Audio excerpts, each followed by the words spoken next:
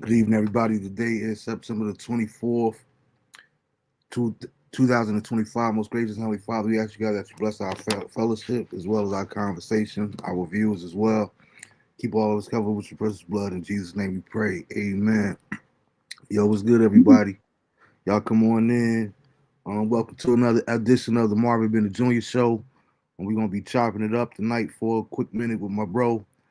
Before we get into that, I want to say happy born day to my Aunt Sharetta Brown, my bro Bobby Akbar, my man C Black, Mr. Merritt himself, my god brother Chris Adams, Renee Danford out there in Little Rock. Happy born day, baby girl.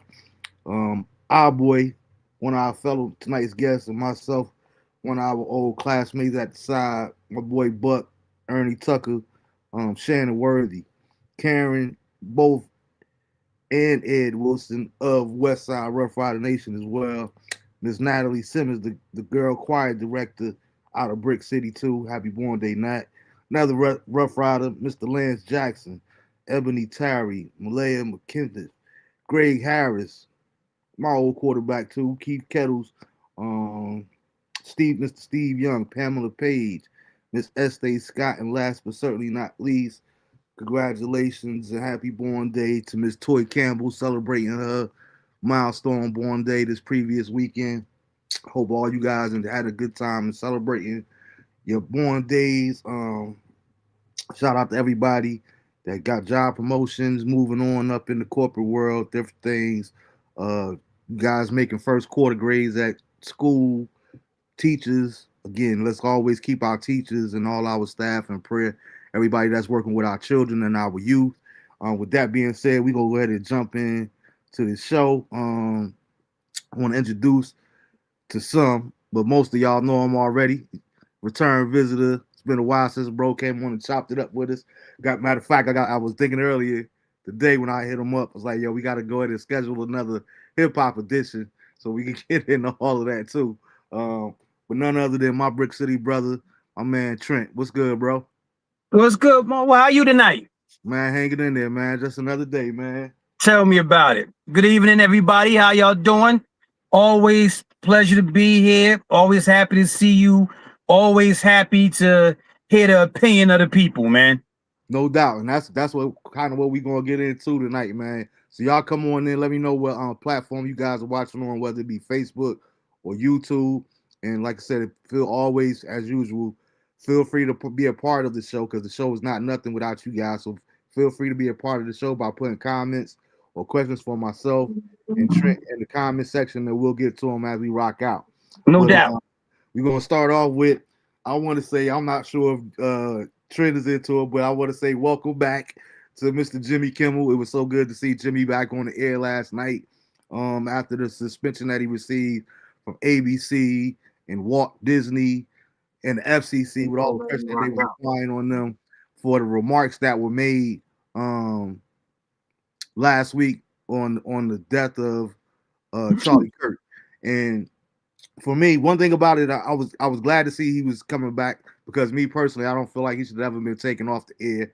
You can say what you want about ratings or whatever the case may be. Truth of the matter is, I know my man Sam, or Sam is probably checking it out. What's up, Sam? Sam was making on another podcast. Sam had made the comment like, nobody's watching Jimmy Kimmel anyway. He's corny, this, and that, there. But the truth be told, in the era that we living in with social media and YouTube and Twitter and all this stuff, nobody's really watching late night anymore, except for people that's traditional. So nobody's really catching that. But I will say, however, for me personally, being that I do the show, I watch a lot of different podcasts. I watch a lot of the different monologues on all these talk shows. Even though I don't watch the whole episode, I kind of see how they get down to, get ideas for my own show, so to speak. So Jimmy is like probably out of all the active ones, he would probably be the one that I watch the most. And I said all that to say because for me, one thing about him coming back, because it was stipulations that the FCC was trying to put on him as far as bringing him back off suspension, and those were that he needs to publicly apologize, and he also needs to make a considerable donation to the Charlie Kirk Turning Point, the what do you call it? The entity that he has, whatever the case may be. Why? So that's what I'm getting to, right? So me personally, again, I got to start by saying I take my hats off, and I'm proud of Jimmy for doubling down and not apologizing.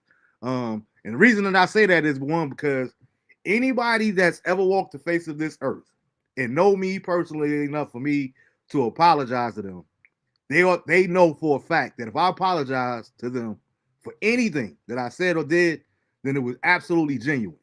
Right. I'm the type of person, I'm not apologizing to nobody if I don't feel like I did you wrong, I disrespected you. I'm not going to apologize for popular opinion or everybody telling me, man, you need to apologize, you need to do that.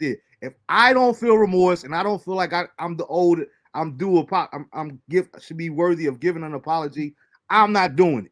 So one thing about it, I stand with Jimmy for not apologizing. I got a question. What did Jimmy say? Okay, so we're gonna get into that too. All right, so the whole thing was, even all from the headlines, right? Everything was about he was mad disrespectful. Again, and that's why we're gonna break it down. Who was disrespectful? Jimmy? Yeah, Jimmy was mad disrespectful about speaking about Charlie Kirk's death the way that he did, right? So what? Now that was the whole premise. Now, mind you, forget the fact that everybody want to start bringing up the fact that we have in America, we have the First Amendment, which means freedom of speech. The freedom of speech and the freedom of press. Exactly. And a few other things. And that's the reason that I particularly asked the question for tonight's show that I did, because I want to hear you guys' opinion on that too. Like, for me, is free speech a real thing, or is it more or less of a concept or an idea? Free speech, it's a real thing, but it comes with consequences. Okay. Everything comes with consequences. Just before I came out to hop on the show, my lesson of the day was even your good deeds have consequences. Mm-hmm. Your good deeds have consequences. You may be doing a good deed, but there will be consequences for your actions. Mm-hmm. Yes, freedom of speech is real, but the consequences of what you say are real as well. I could get with that. And I like that, because Sam always said the same thing too. He's big in the Constitution. He's big in the freedom of speech. That's why I'm glad that you broke it down the way that you did, because for me, I don't think that freedom, when I think of the word freedom, I think of it just that, freedom. And to me, it's like a double-edged sword, or it's like a double entendre in rap. Like, yeah, we have freedom of speech, but yeah, is it really free if we have to worry about consequences? Because you would imagine that something that is free is free. There should be no penalty. But you think about it. Consequences for the consequences. The consequences that are coming aren't legal consequences. Mm-hmm. They're not legal consequences that are coming. Yeah. These are consequences that are coming from people in power who were just as racist and bigoted as Charlie Kirk. Mm-hmm. Yeah. Me personally, if I was Jimmy Kimmel, I'd have told him, go fuck yourself. I don't want the show back. Yeah. I'm not apologizing to anybody. I'm not giving nobody no money. If I was Kanye West, I'd have told him, go fuck yourself. I'm not apologizing. I'm not giving nobody on any money. Mm-hmm. For what? Because I spoke the truth? Or my truth. Even though it might be subjective. No, it's not. How you look at it on. No, like you say, we got freedom of speech. Right. It was the truth. It's not. It wasn't. Oh well, this is what I think. No, it's a fact. Mm-hmm. You know what I'm saying? It's a fact. Like, some people get upset with me when I tell them there's no such thing as a white Jew. Because there is. Always try to start trouble, man. You know, it's not trouble. These are facts. Yeah, everybody can't handle the truth though. So what? That's not my fault. If you want to live with the pretty lie, that's your business. You know what I'm saying? I like, yeah, word up. I'm with you 100% there. Yeah, ignore me and ignore what I say. Don't listen to me. You know, it's plain and simple. And that's the other thing that really gets to me too, like, because let me give you a little bit of context for those that don't really know. They just heard about or seen the different tickers and the little footnotes that you get on your alerts system and whatever, what have you. Okay, let's be clear. And I've watched it several different times. Like I said, I watch Jimmy Kimmel on a pretty much on a daily basis. If nothing else, Right. just a monologue, right? So this is not hearsay. This is something I know firsthand. Well, First of Jimmy's all, a decent dude. yeah, that's first and foremost. His record speaks for itself. But most importantly, I call BS on the whole situation because Jimmy Kimmel did not say anything at all, particularly about Charlie Kirk's death. What literally happened was while he was doing the monologue, he talked about. He said, I want to offer. I heard that this young man Charlie Kirk was close with the president, was shot this morning. My prayers go out to his family and his children. We asked the president, how did he feel about it? And his response, and they cut the clip to Trump responding to the question, how do you feel about hearing that Charlie Kirk has passed?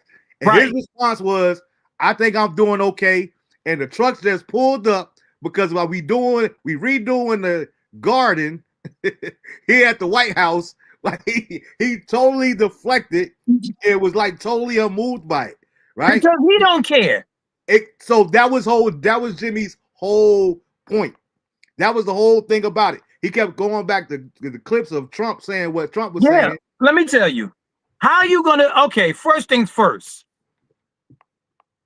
This dude gets shot, but you got a lot of white folk mad at black folk because he got shot. We had nothing to do with him getting shot. Mm-hmm. He was shot by his own people. That was white on white crime. That ain't had nothing to do with black people. Mm-hmm. And that was also the other part of it too, because like I said, and I didn't get a chance to pull the clip up, but when the hey, what's good, Dorothy?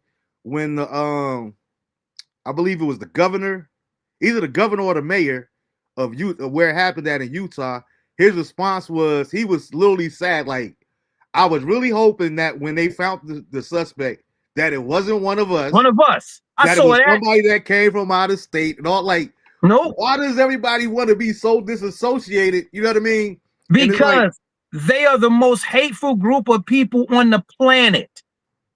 You understand? Exactly. I have this saying that I say a lot, right? And it applies. I said it before and I said it again. Even white people are sick and tired of white people. You better believe it.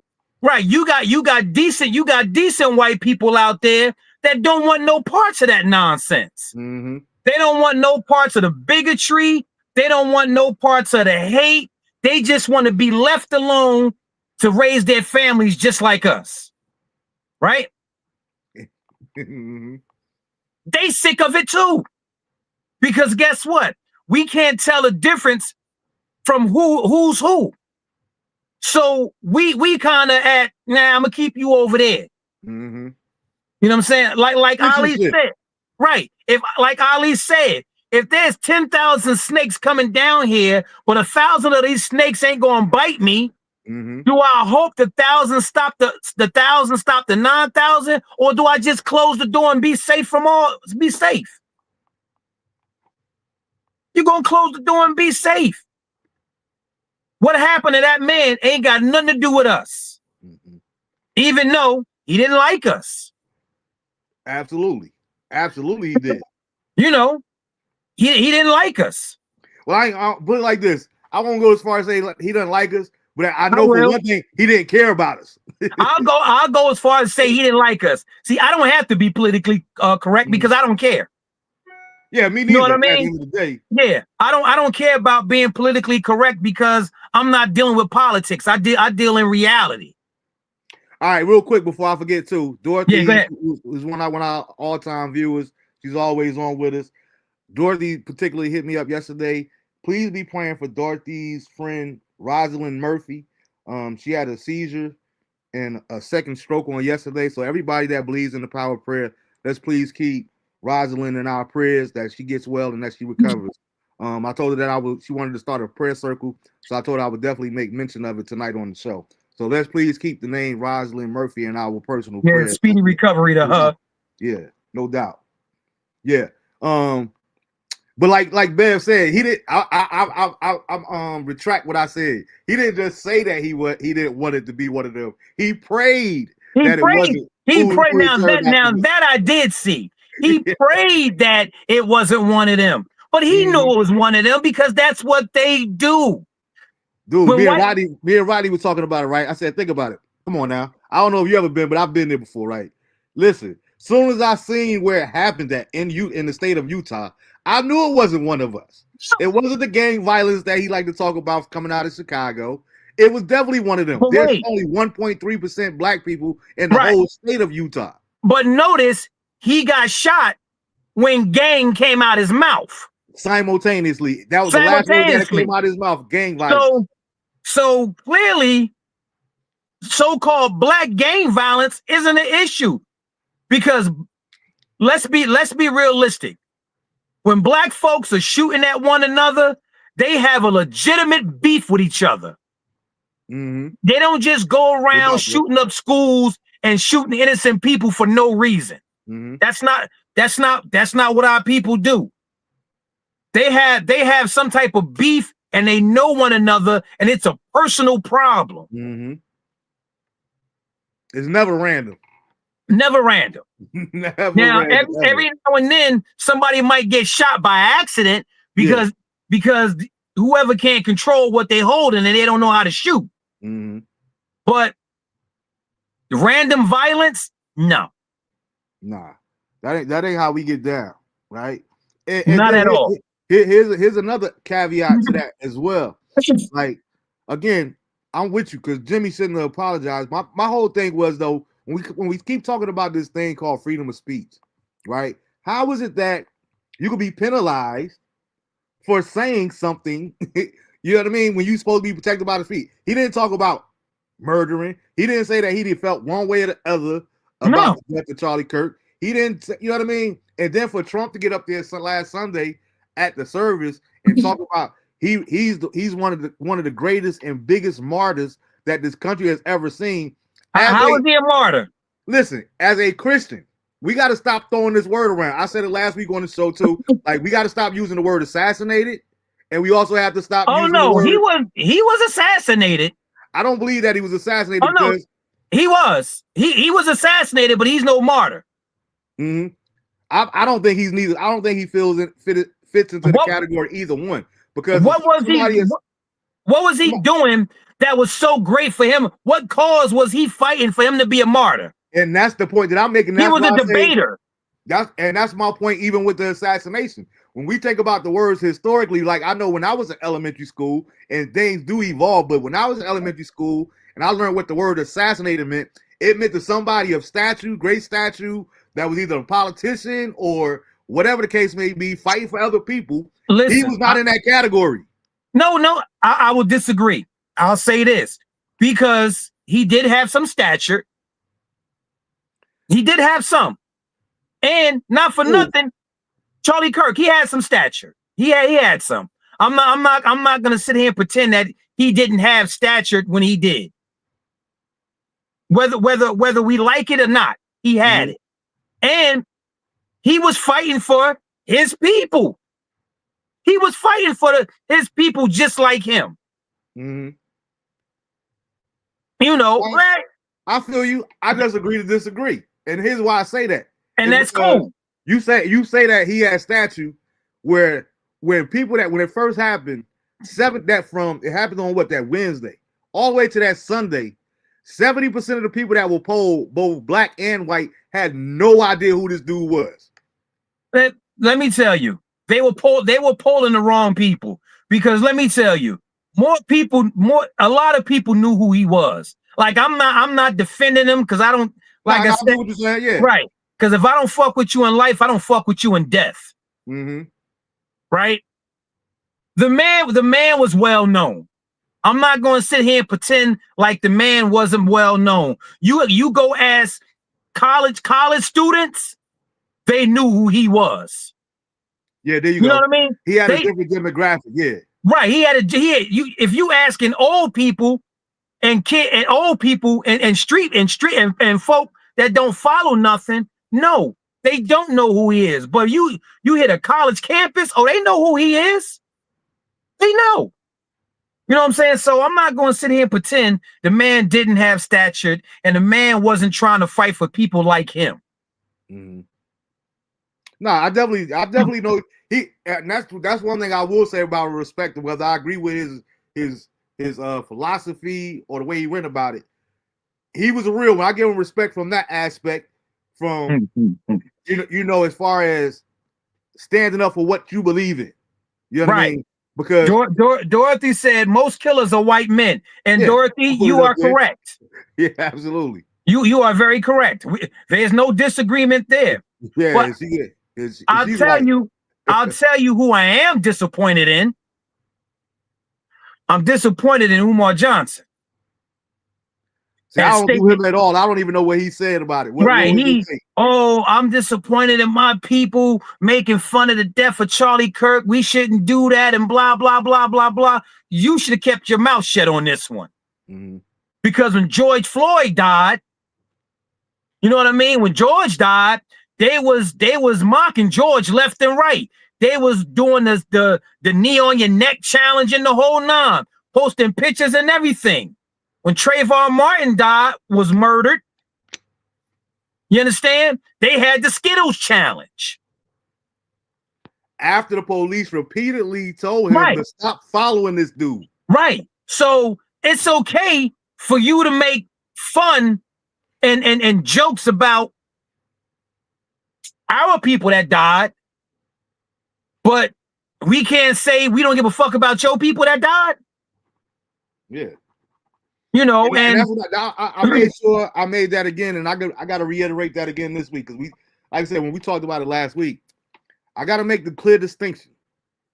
Me not caring is not the same as me making fun of or celebrating. I would never celebrate the death of anybody. Even if you did, you have the right to do so. No, but I'm just saying, you got to clear things up in the day and age that we live in. Here's the thing. I'm not going to leave somebody room to take it the wrong way. Hey, Marv, here's the thing. I ain't clearing up shit. That's you. You feel how you feel and stand on that shit when it comes to me. Yeah. Because if you listen to what I'm saying and get out your feelings, people have the right to make fun of whoever they want to make fun of. Period. They do. Period. They do.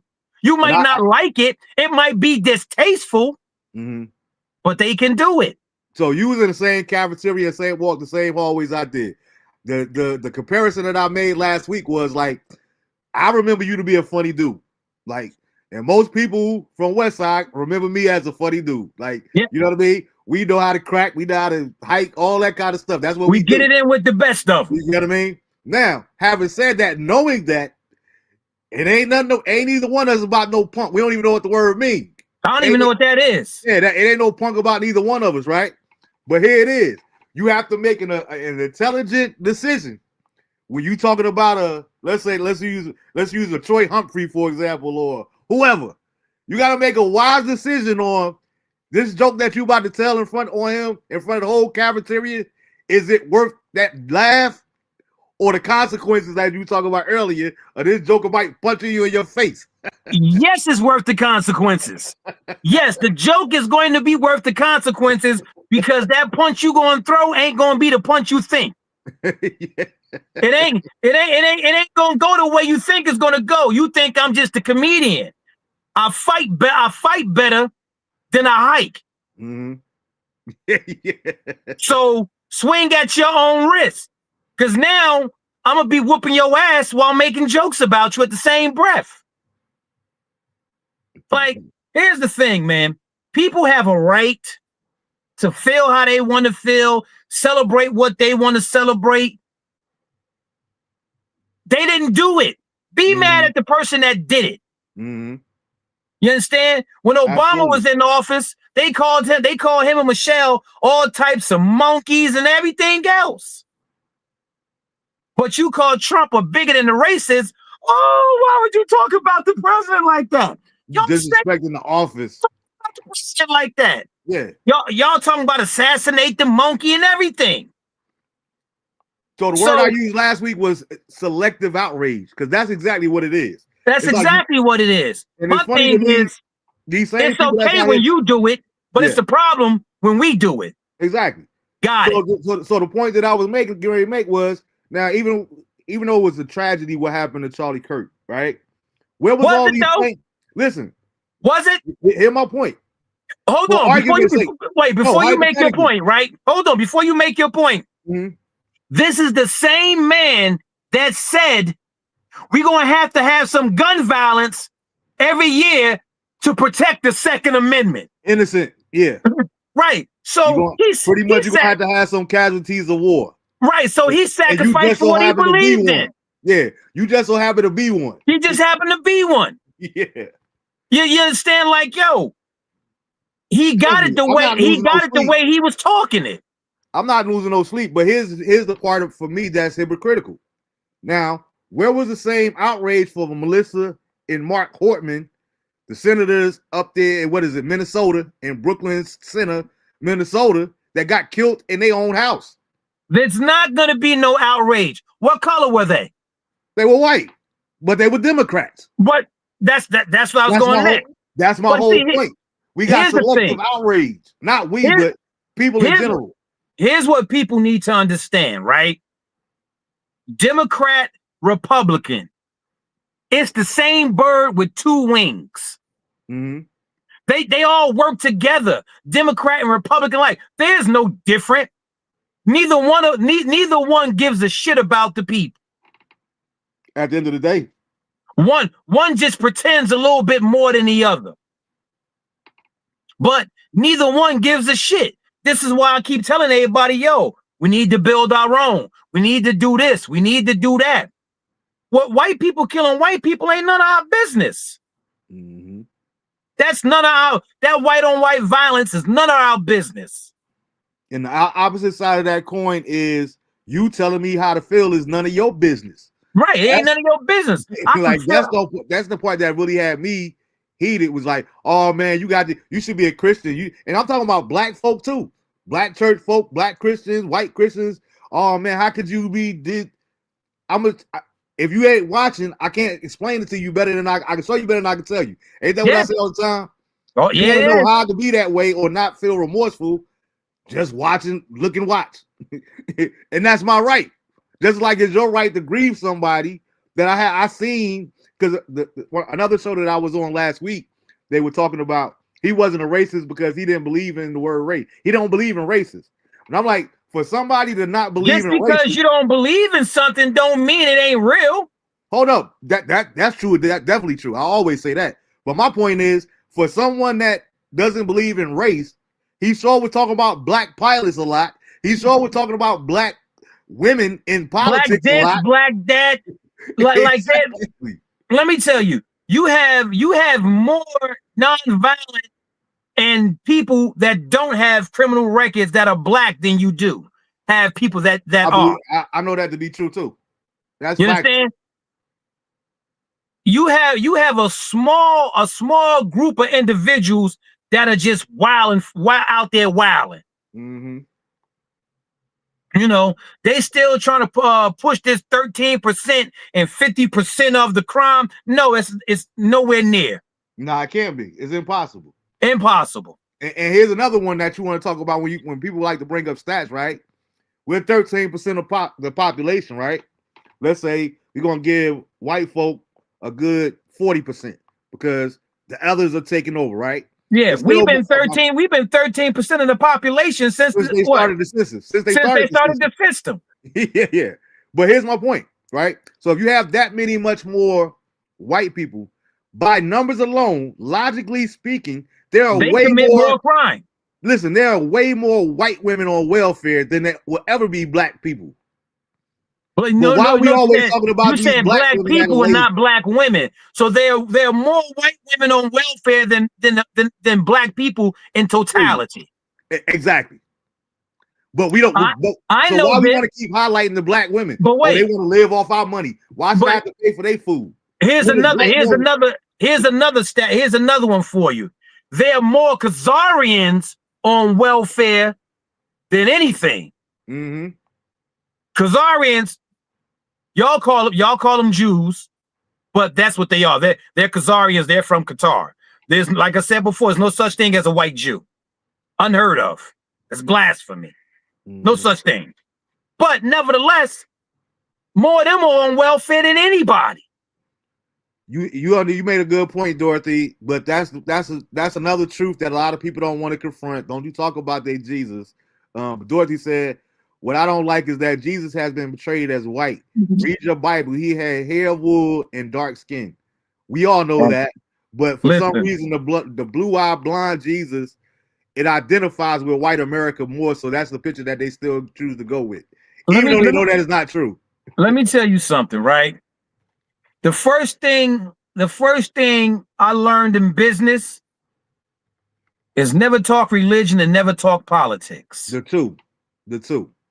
Never discuss those. Who you vote for and who you support is your business. And that's where we going next. Hold your thought there. I want to read. Before we get off this, I want to read something that somebody sent me. I want to hear people's perspective on. Well, not people, but Christians. Believers. I want to hear you guys' perspective on this. They sent me this good piece that they wrote, and they went on the whole subject matter. And it reads, "As Christians, we must acknowledge that we are losing ground, not because of our faith, but because because political agendas are being conflated with the gospel.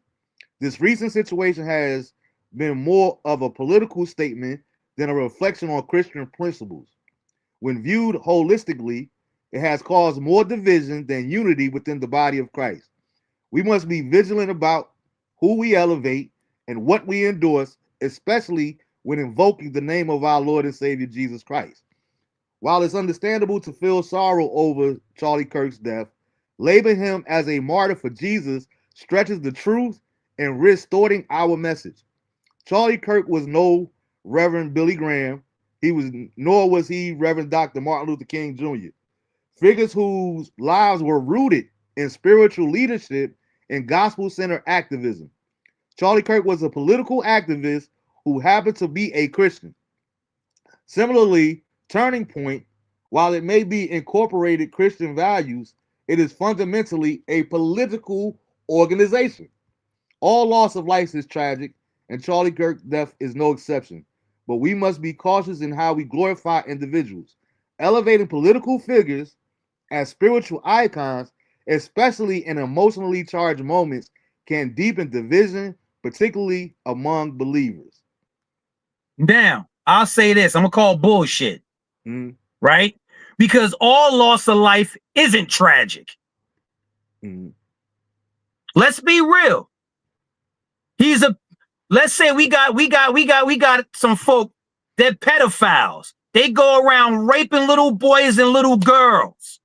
So you mean to tell me if we take them out the back of the building and break them apart, that's tragic? I call BS. Yeah, I feel you.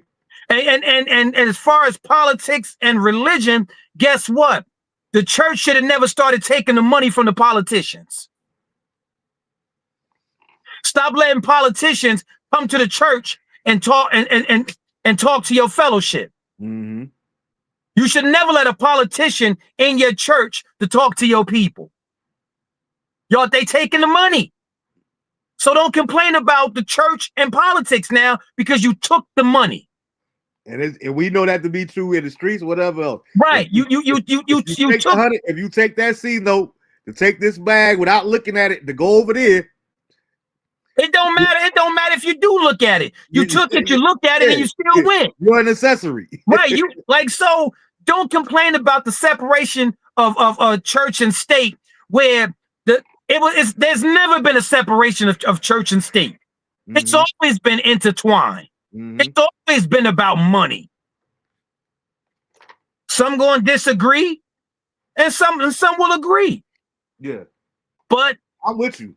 But that entails the part that you hit the nail on the head that a lot of Christians don't want to talk about. You know what I mean? Because they do take the money. But one thing about Christianity that I learned growing up in church, if you don't take that money, guess what? They can't tell you what you. First of all, and I ain't gonna stay on this long, but this is the issue that I have with particular pastors and preachers and whatever the case may be on this particular subject matter.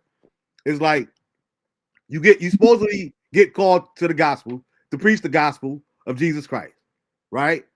Nothing more that what they tell you. Don't add nothing from it. Don't take nothing away from it.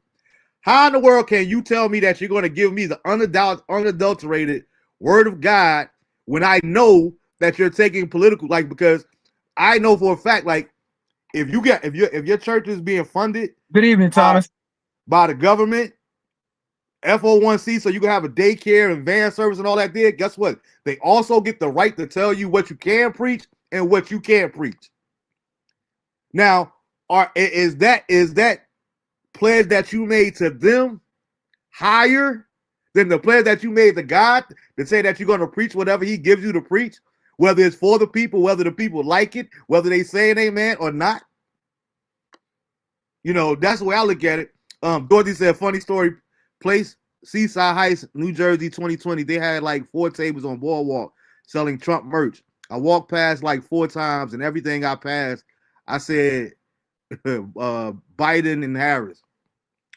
Hey, what's good, Thomas? Terry said political politics got in bed with faith when they inserted the faith-based initiative. Absolutely. Politics. And it was all, well, that's when it was more public. No, it was more public. It was always a part of it. I need y'all to understand something. Politics and church have always been in bed together. Always. There has never been a separation of politics and religion. There's never been a separation. The very definition of religion is to control. Absolutely. Look it up. Politics. Right. That's the very definition. To control. Why would you want to control the word of God? Exactly.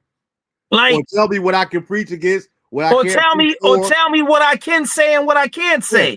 And why do I gotta give you? Where does it say? It don't say nowhere in the Bible that I gotta give you 10% of my earnings to keep the church running.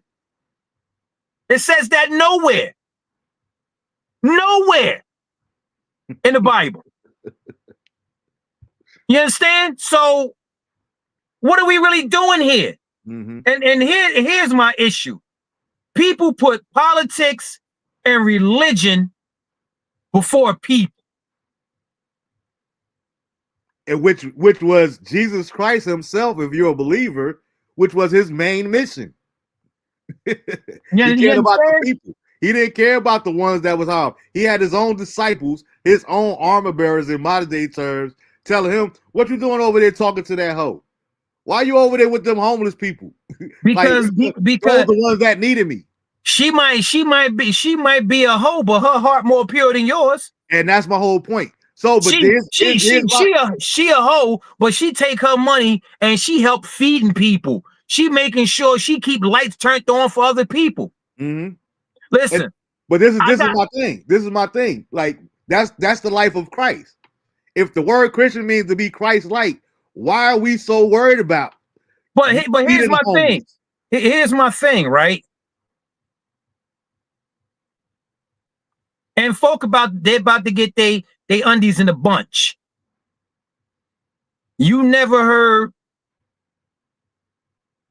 anywhere written that Jesus said he was Christian. Yeah, think about it. Nah, he couldn't. You never read that. You never read that anywhere. It's never thing as Christianity at that time. Exactly. So people need to stop.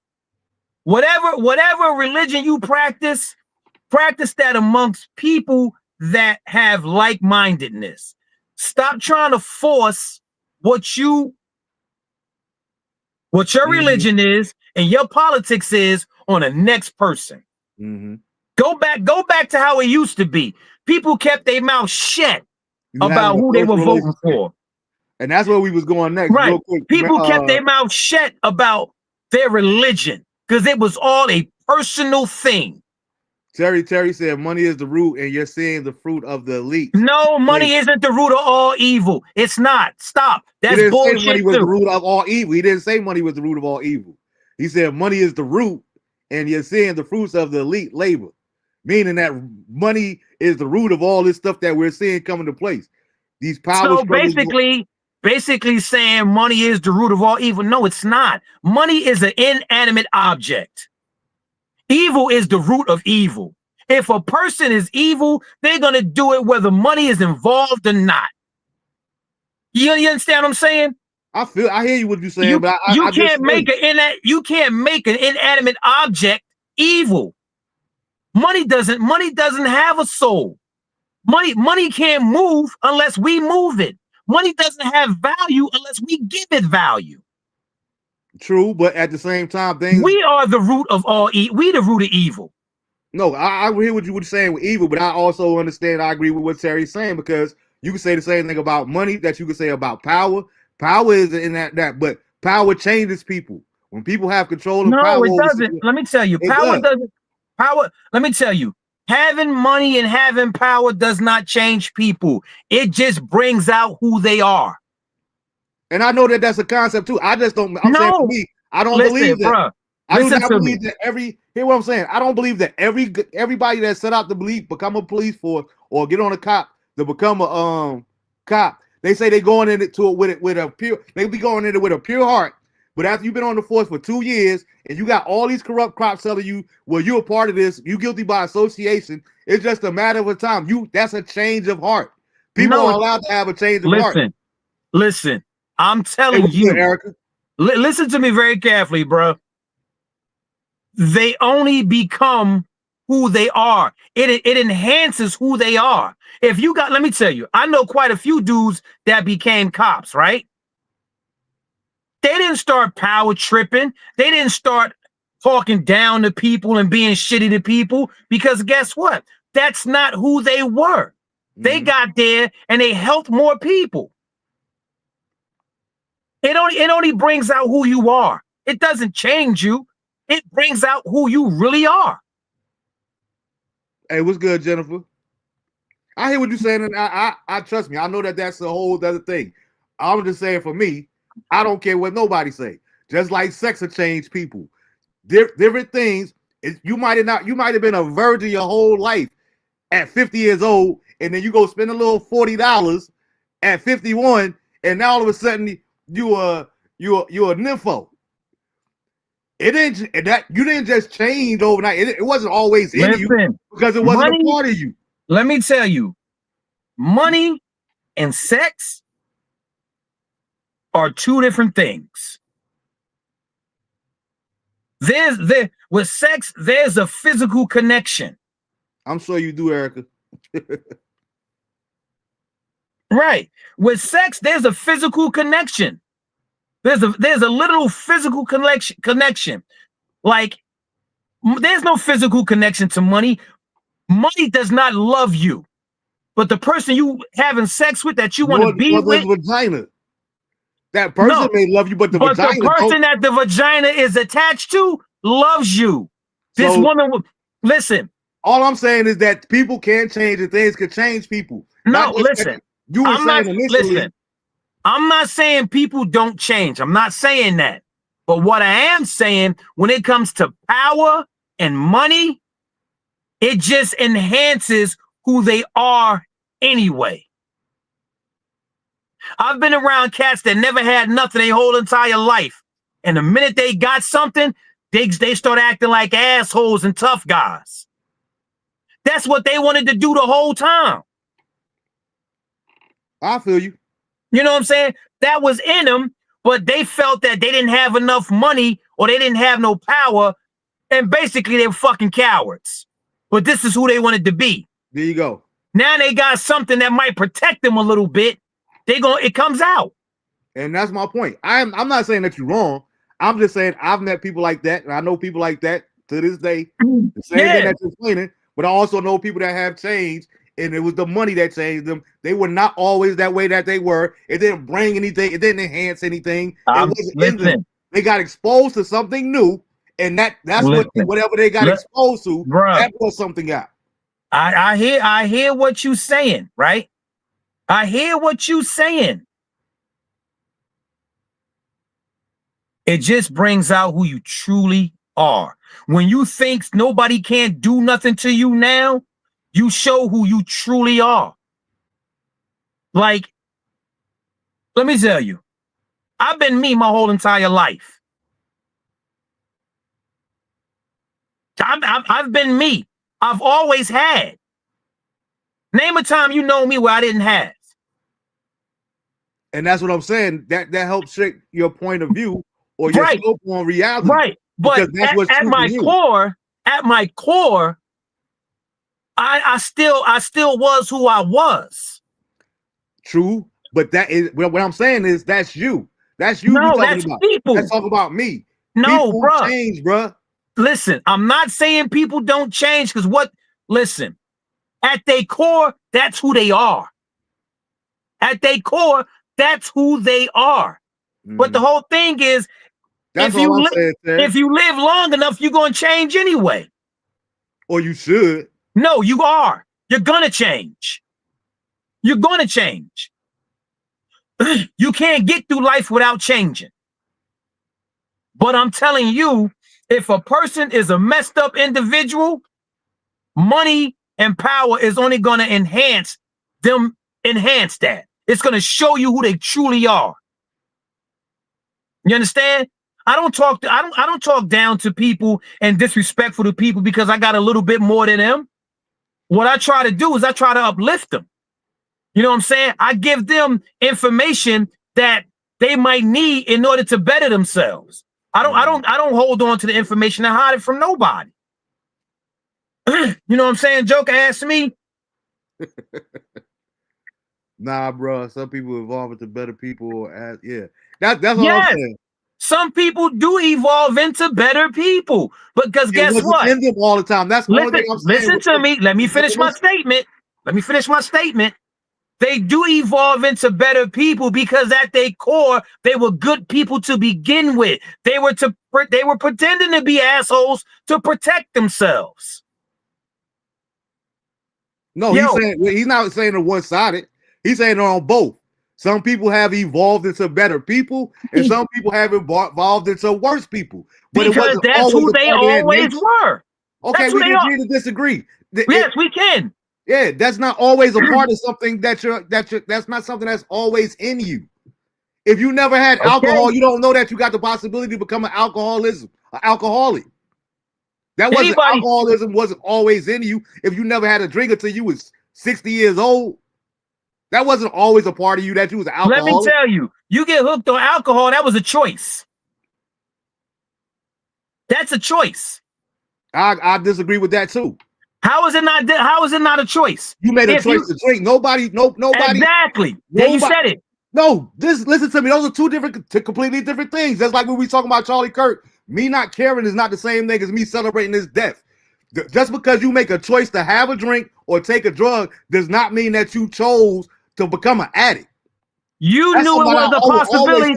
Let me tell you, when you take that first drink, you take that first hit or whatever it is, you know it's a possibility you can become an addict. And you also know there's a possibility that you won't become an addict. Right. Nobody chooses to become an addict. But at the end of the day, it was a choice. You made a conscious choice to drink that alcohol. You made a conscious choice to sniff that coke. You made a conscious choice. Absolutely. That's not my argument. You choose to do drugs or have a drink. No one, I don't care what you say, no one chooses to become an addict. I know far too many people that are addicts. If you chose to do it, you knew that was a high probability that you could become one, but you did it anyway. That's a choice. That's a choice. Yeah, we agree to disagree.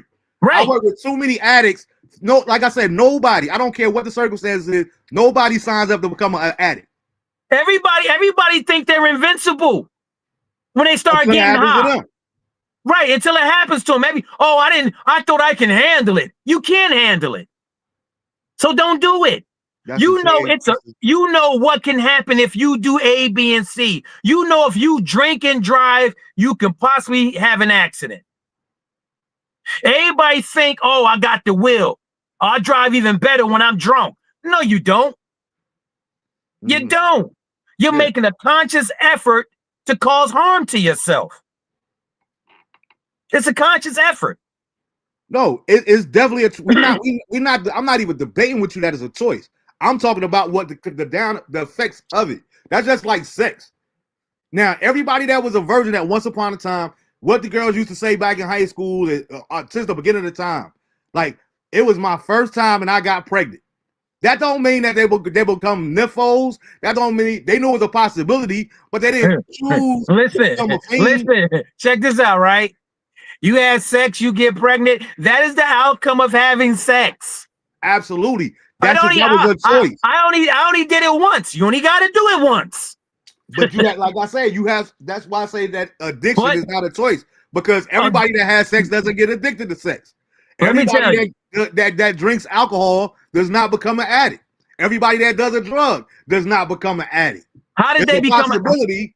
But it doesn't always happen like that. How did they become an addict? Because it was great. It was greater and stronger than them. No. How did they become an addict? By doing what? Bob, continue to feed that sickness. No, they became an addict because they made a choice to get high. That's how they became an addict. Because they made a choice. When you overindulge, then you can or will become an addict. You don't need to overindulge to become an addict. You can get hooked the very first time. Yeah, and you can also not become hooked. That's why I say it's not a choice. You can also, you can also not become. But the likelihood of you becoming an addict is greater than not. Because if you still using it, you're an addict. Oh, I drank. You're an addict. All right, listen. If you do coke one time and never did it again, you're not an addict. But if you did coke multiple times and you still doing coke, you're an addict. Just because you're a functioning addict doesn't mean you're not an addict. And just because you do it that one time doesn't mean that you're going to become an addict, which means that no one chooses to become an addict. Yes, you do, because you chose to get high. Dude, that's not philosophical. That's not logical. That's not even scientific. Yes, it is.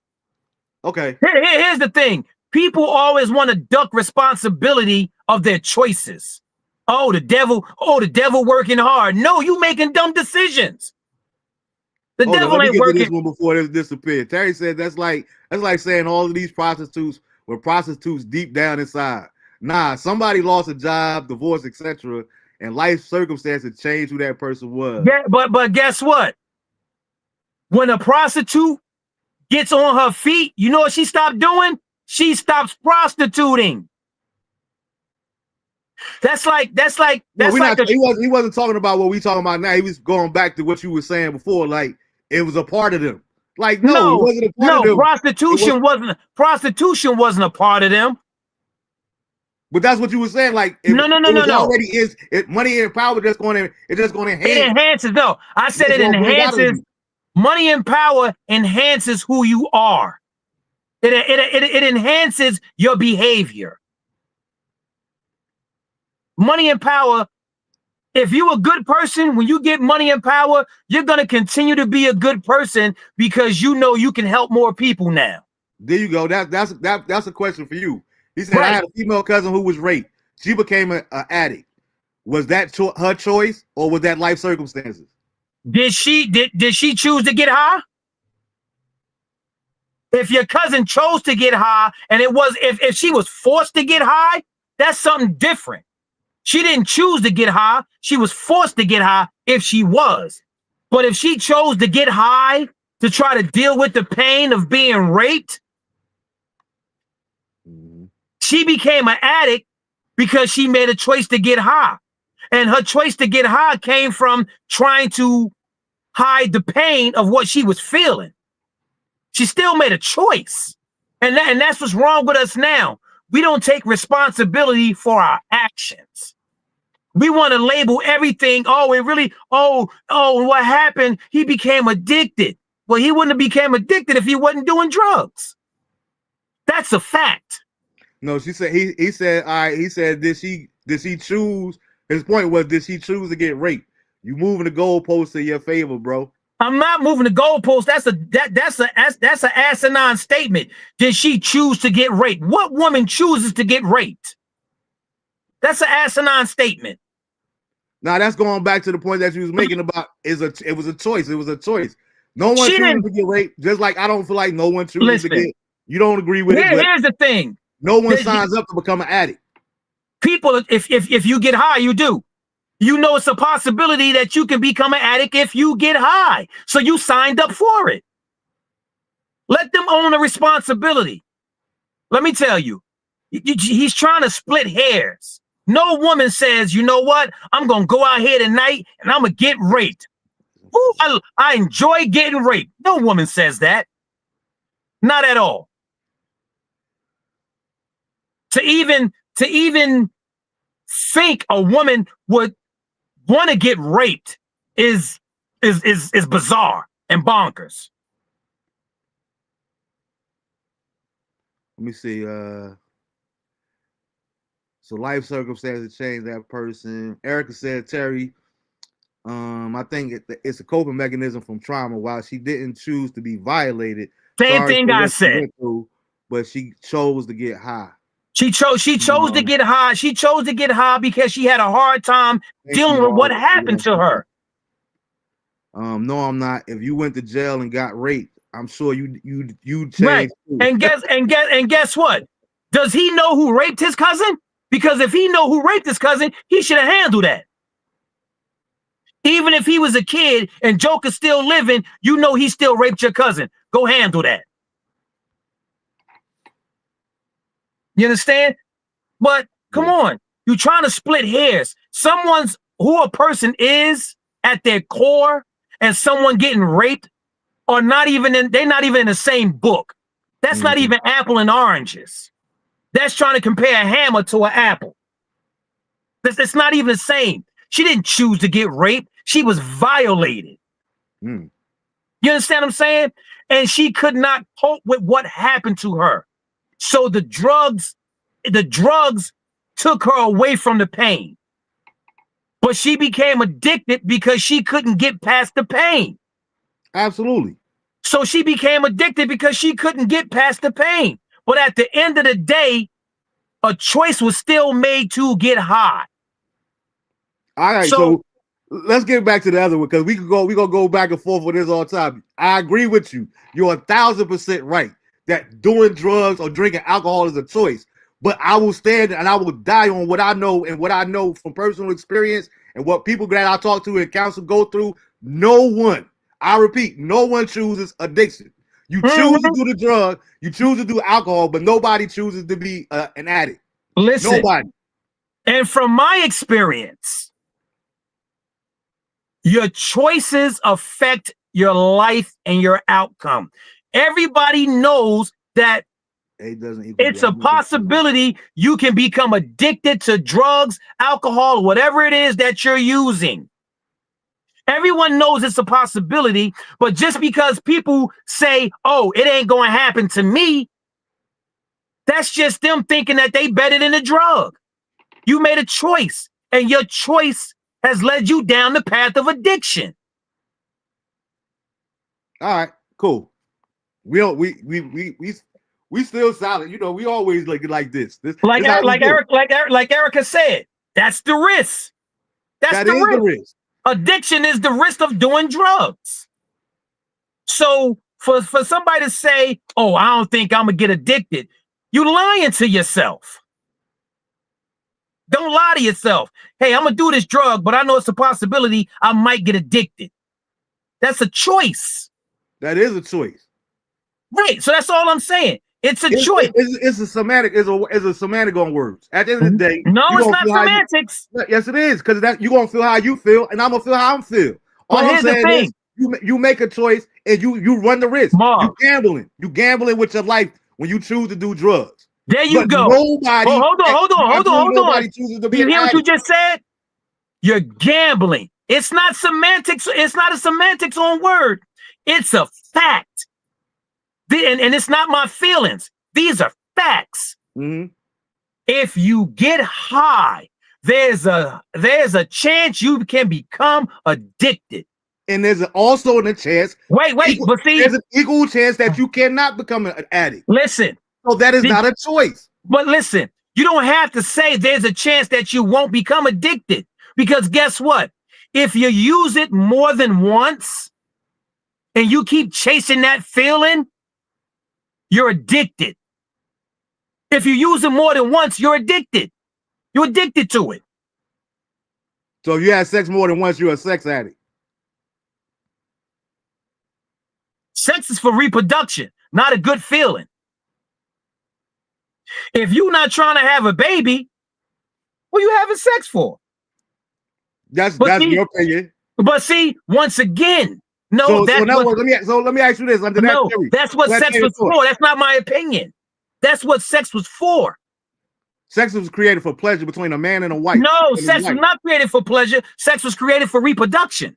It was created for both. Two things to be true at the same time. We made it for pleasure.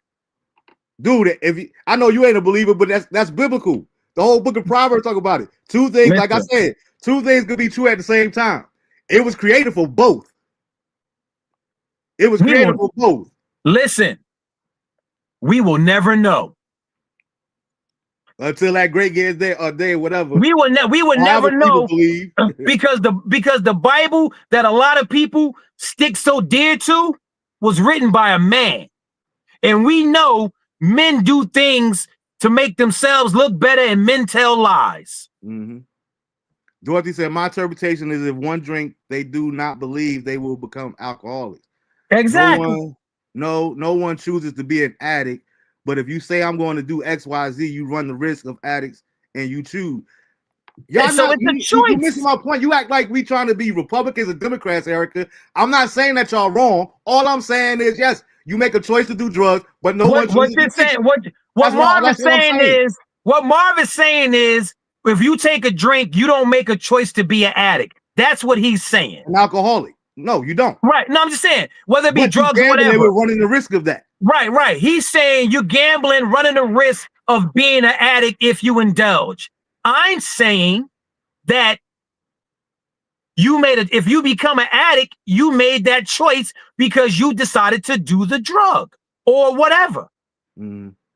You made a conscious decision to do it, but you come on if you want to.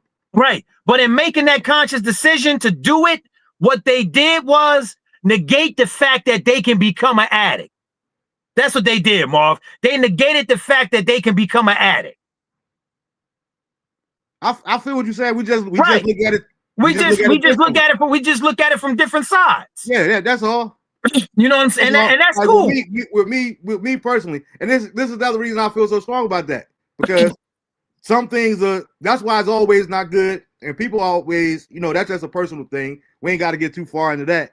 But when I would counsel people in religious, when I was preaching the things that I take you there, and we would talk about different things, it's more or less like one of the reasons that, even though we discussed it, religion is man-made or what have you. Yeah, sex once a month.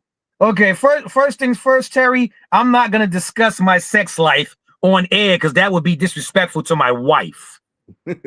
So I'm not going to do that. I'm not going to disrespect her. That's what y'all saying. Terry like us. Y'all want to go back and forth with what's the name?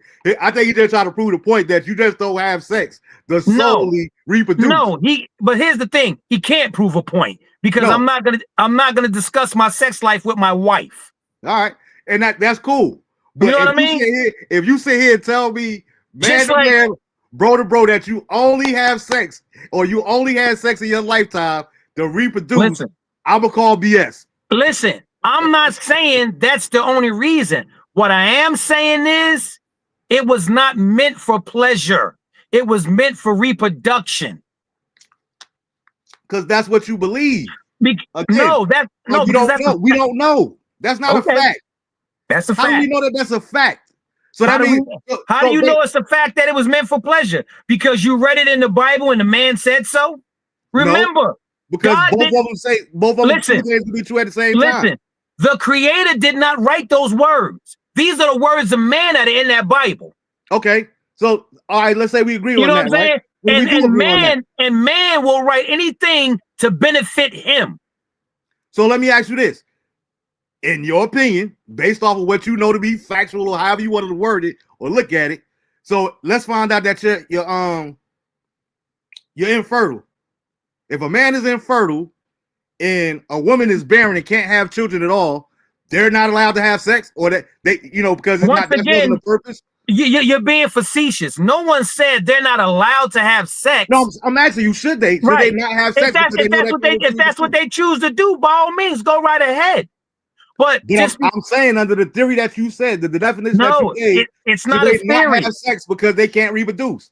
It's not a theory. It's not a theory. It's not a theory. Sex was made for reproduction. So, in other words, by that Perfect definition, I'm perfect asking you, example. well, if you know that you can't have children, that means you shouldn't be having sex. Hold on. I can't remember which animal it is, right? But they have babies without sex. They never have sex. They're born male and female, but I can't remember right now. I will have to look it up. But they never have sex, but they have babies. Sex is for reproduction. Yes, sex feels good. So yes, we still chasing that pleasure. But at the same token, you can say, you know what? I want it right now, but you know what? I got to go do A, B, and C. So I'm going to go do A, B, and C. Like, you're trying to compare sex addiction and drug addiction. Like, I was talking about addiction, period. Right, you're talking about addiction, period. Yeah, addiction. I don't care whether you're talking about addicted to, whether you're a workaholic. You got people that's a workaholic. They're addicted to work. Different things. Yeah. My friend willingly hold on. Read what Doreen wrote. Hold up. My friend willingly snorted fent. He didn't expect to become brain dead and then died at 40. Yeah, I'm really sorry to hear that. Yeah. I'm sorry to hear that too. But we all know the risk of doing fentanyl because it was all over the news. Yeah, we know the risk. Again, I'm with you there because that wasn't a choice. Right, that's a choice. And unfortunately, he didn't live long enough to become an addict. But that was right, and that's sad. And all it's I'm sad. saying is no one chooses addiction. If you choose to get high, you choose to run the risk. Listen, now, here's where the middle that between what we're saying. Now, there if you make a clear conscious choice to do a drug or have a drink, and you tell yourself there's no way in the world that I could ever become a addict or alcoholic, then you're lying to yourself. You're a fool. Then you're a fool. You're lying to yourself. Absolutely. Now, for those that go into it, go, hey man, I want to try it. I know it could possibly mess me up, but I want to try it anyway. You gambling. You gambling. And you know the risk. Right, and you know the risk. Just like in gambling without addiction. Just right. like in so gambling, you run the risk of winning, and you also run the risk of losing. My whole thing is the people that go into it saying, oh no, it'll never get me. You lying to yourself. No, I agree with you there. Yeah, you lying to yourself. I definitely agree with that. You know what I'm saying? So if you getting high and you think you ain't never going to get addicted or you ain't never going to chase it again. Who you say, Dorian? No, you talking about Dorothy? No, I said Dorothy. Which one? Whatever it means for young dudes today, continually play the hit and run, aka hit and split. Yeah. Mm-hmm. And like I said, with me, I knew, and I thank God Almighty. Oh, hold on, Terry. You're confused. You're confused because you think I'm going by what was written in the Bible, and I'm not. I'm going by biology. I'm going by. Hey, let me tell you, if sex was solely for pleasure, but we know it's not. I don't want nobody saying, but it's not solely for pleasure. If sex was solely for pleasure, all right, Dorothy, we're still praying for Rosalind. And definitely come out there. And like I said, catch up on the replay. You know, I always see your comments. I always get back to you afterwards. But handle your business. Love you, girl. Right. Now, if sex was simply for pleasure, children would be born another way. Mm-hmm. You know what I mean? Like, just because we enjoy doing something, that does not mean that that's what it was meant for. But all you doing is proving my point or saying exactly what I said. You added that word right there, the most crucial word. But see, here's the thing. All I was saying that is not solely for reproduction. Right. Just like it's not solely for pleasure. But hear me out. We made it for something other than reproduction because we had it and we liked it. So we was like, oh, I want to keep doing that. But just because we like it and we keep doing it doesn't mean that that's the reason for it. True, but it don't mean that it's not the reason either. Right. Two things can be true at the same time. Like I said, you got people that literally cannot have children. Yes. Based on that theory, oh, well, since I can't reproduce, I might as well not have sex. And guess what? Some people feel that way. Not I know, all, but it don't make it right. Right. Don't make it, but it don't make it wrong either. That's my whole point. Mom, listen to me. Arguing the same point. Right. All I'm saying that it wasn't solely for reproduction, just like it's not solely for pleasure. Okay. Listen. Because, like I said, based on that, everybody. Or what about people with hermaphrodites? You got people that's born with both sex organs. They're not supposed to ever have sex because they possibly can't reproduce. Well, guess what? Some choose not. You'd be surprised. Some choose not to. You'd be surprised. Let me tell you. You'd be surprised. Listen, you'd be surprised how many people choose not to have sex. There's more people that choose not to have sex than you would like to believe. Oh no, trust me, I know. You know what I mean? Because they go, I don't want children. So why should I have sex? Absolutely. Ain't no human being coming out of my body, and I ain't mad at him. Right. Or you got to do, I don't want kids. I don't want to put my seed in her body. Mm-hmm. So they walk around not having sex. He rather beat his meat like it owe money than to actually have. That's definitely his right. Right. And that's his right to do so. My whole thing is, see, when you try to equate one thing to another, it's just not the same. And we went down this path because we're trying to compare two things that aren't the same. You know, they want to make everything an addiction because they make money off of it. Mm-hmm. You understand? Like it is what it is. Yeah. And like I said, I know for me personally, I know, you know me, I'm an open book. I don't never be tripping on stuff like that. But I remember the first time I ever did cocaine. I did cocaine. Like I said, that's why I said, thank my Lord and Savior, God Almighty, that I didn't become an addict. Right. Because I was dumb enough when I made that conscious choice to do coke. I said, you know what? I want to prove this is, and I'm gonna tell our age a little bit here. This is around the time when Different Strokes had the episode with Nancy Reagan on there. Yeah. And Dudley and them got just say no. Like, just say no. Let me tell you, bro. And I'm like, I wanted to do coke just to prove a point that ain't nowhere in the world that I'm gonna get hooked by doing it just one time. And thank God Almighty, because I gambled and it could have went a whole different way. The creator was looking out for your silly ass. That's what I'm saying. That's what I'm saying. And now you take me, yo, we gonna go get high. All right, I'll holler at y'all later. Mm-hmm. Or we gonna go smoke. All right, I'll holler at y'all later. Or we gonna drink. All right, I'll holler at y'all later. I don't smoke, I don't drink, I don't get high. I'm not trying to run the risk of becoming an addict. Hey, what's good, Nick? I think we differ on this. So she said, do y'all think that addiction is a disease? I absolutely think that addiction is a disease. And here's why. Because like I say, this is just my perspective. Again, I don't believe that I believe that doing drugs is absolutely a choice.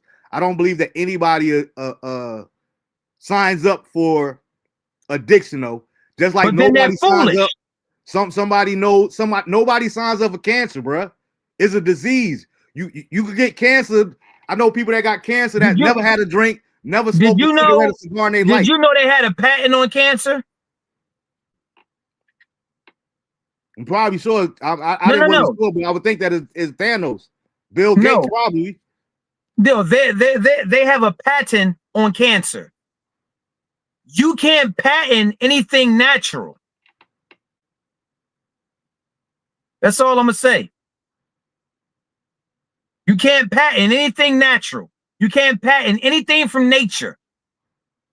That's why they take it and add something to it, and then they can get the patent. But that's everything. That's whether you talking about No, that drugs or not. but that's my point. That's the point. Cancer is a moneymaker. Like, these people are evil as shit. They will cause millions to get sick and die for money. They poison you, then they claim they got the treatment. Oh no, bro. Trust me, you're not getting no argument with me there. Yeah, they I get agree. you. They get you coming and going. But I want to answer Nicole's question.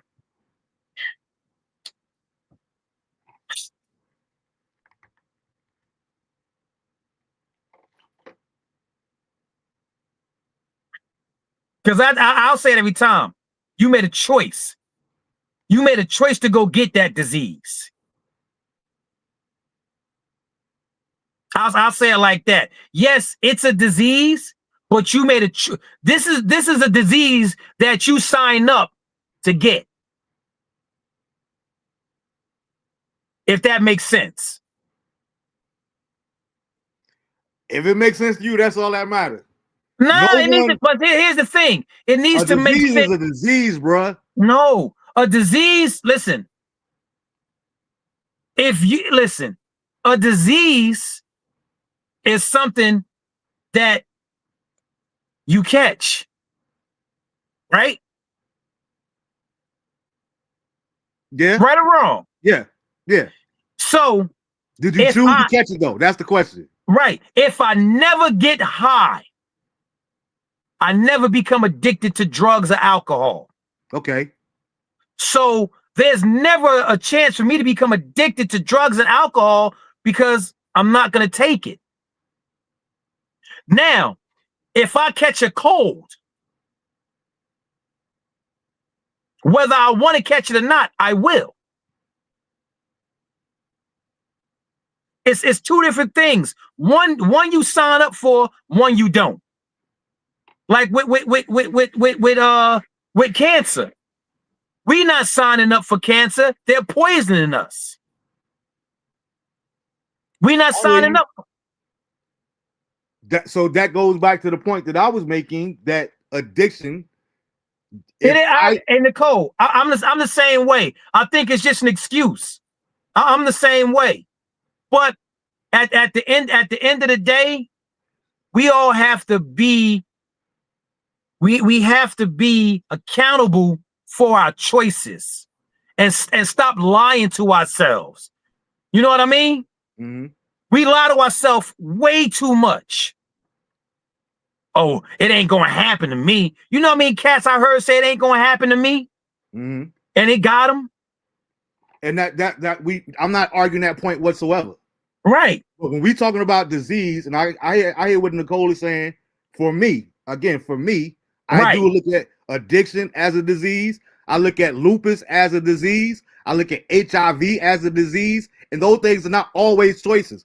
If you get in a car, hear me out. If you get in a car accident, hold on. I need you to wait for 1 second. HIV was not a disease. HIV was a chemical weapon. It wasn't a disease. It's a chemical weapon. Think about it. I don't work for the CDC, so I can't argue for that or they against had it. They had a whole. I know it's a disease. Listen, they had a whole documentary on it. They're gonna call it a disease. They're not gonna call it a biological weapon. They're not gonna call it. They wanted to get rid of a certain group of people. They wanted to get rid of the gay population. They did a whole documentary on it. They was giving them they called them poppers. What the poppers did, it loosened up their rectum to make it easier for them. But in the process of taking them poppers, it also damaged their immune system. It was a biological weapon. True indeed. So you're saying that HIV is a biological weapon. It's a biological weapon, not a disease. Right. So okay. it's a biological weapon, not a disease. Okay. Cancer, biological weapon.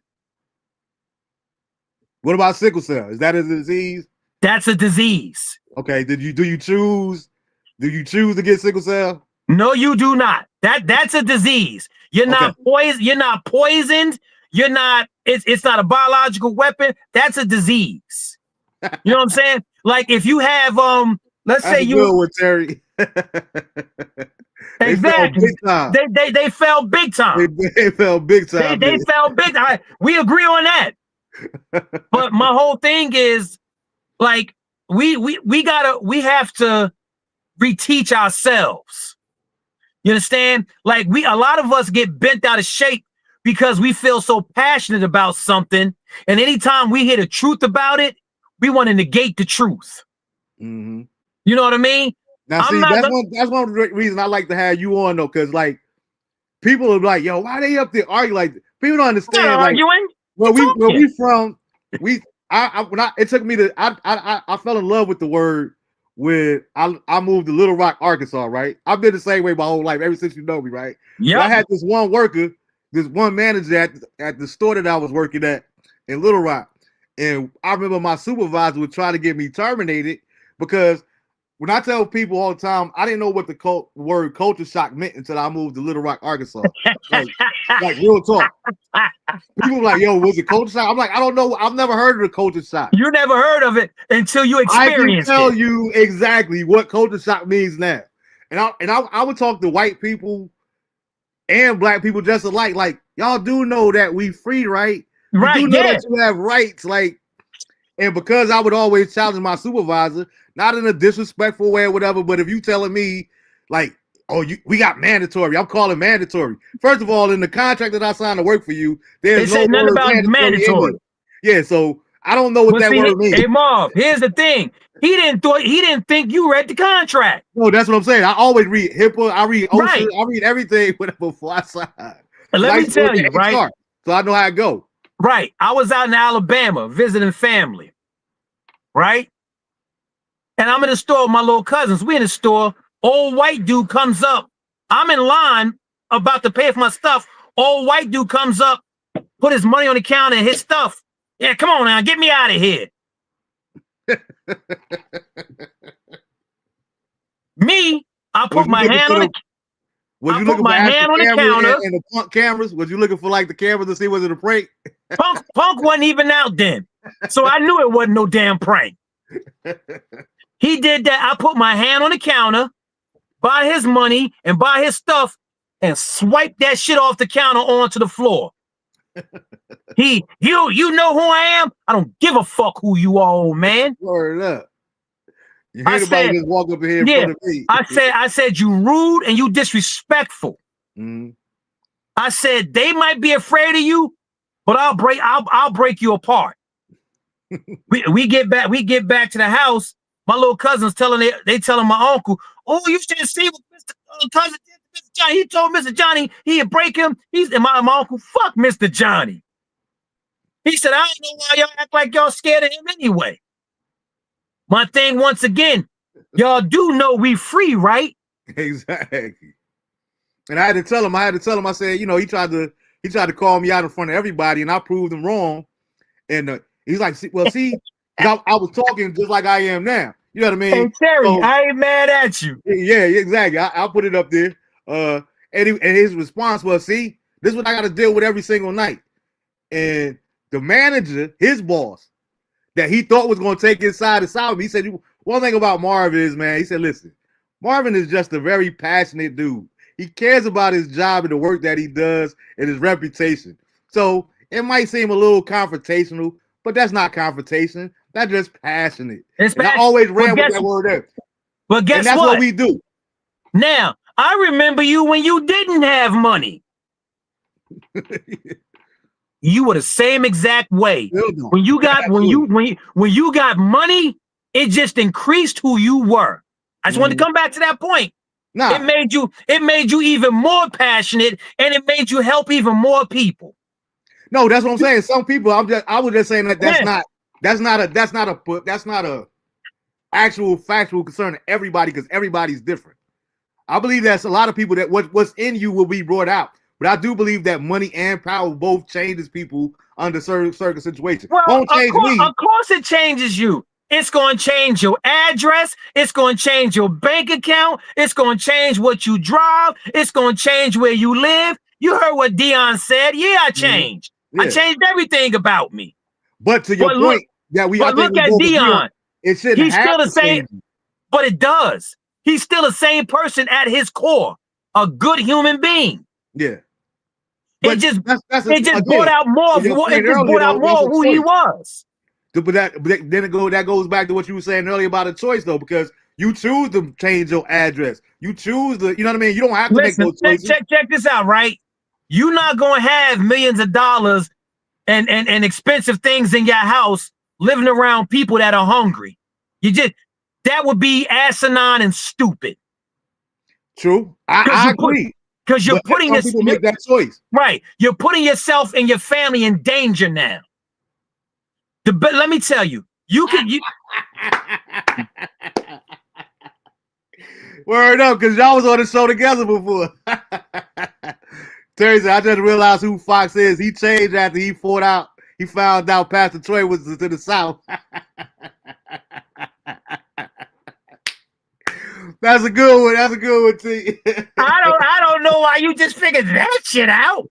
Bro, come on, man. But yeah, man, like you have to.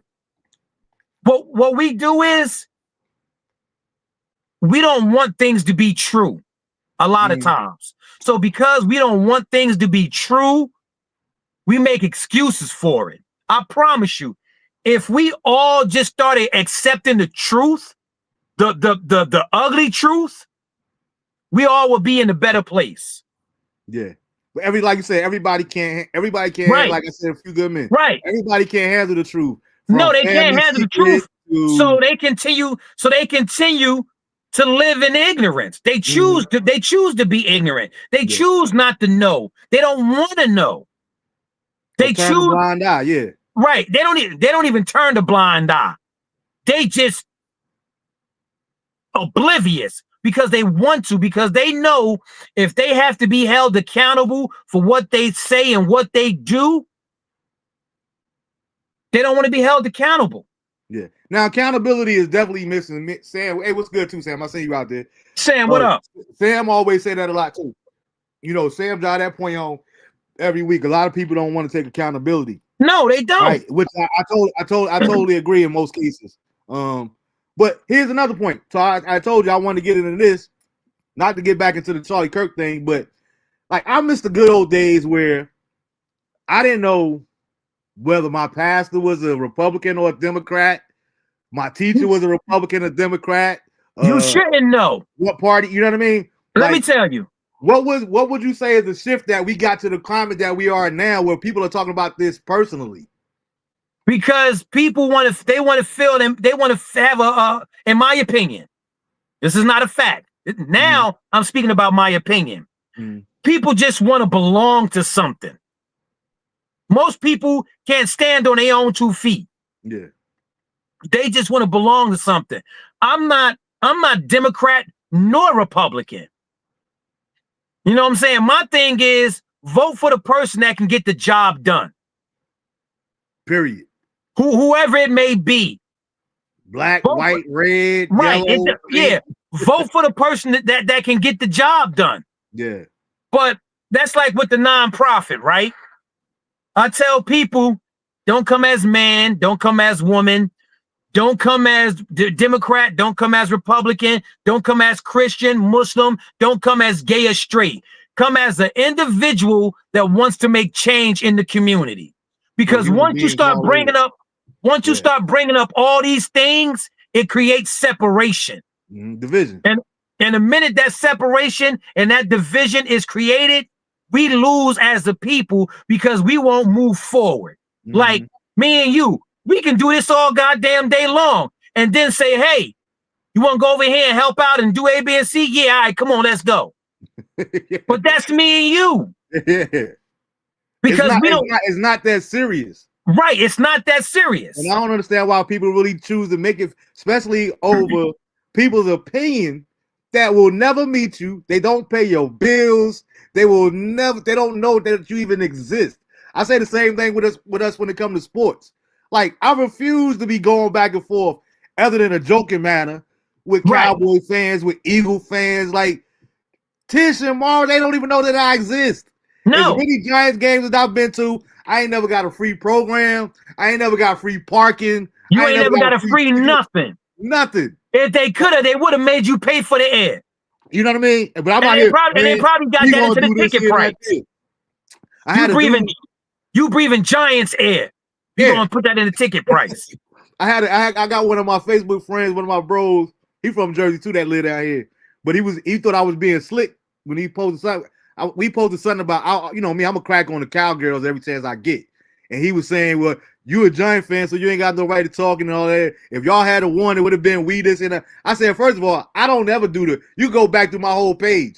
I don't do the we stuff because I'm not in the locker room. It ain't no check in my stall, so it ain't no we. I'm not about to be out here fighting in the street, no Cowboy fans. It don't raise my bank account at all.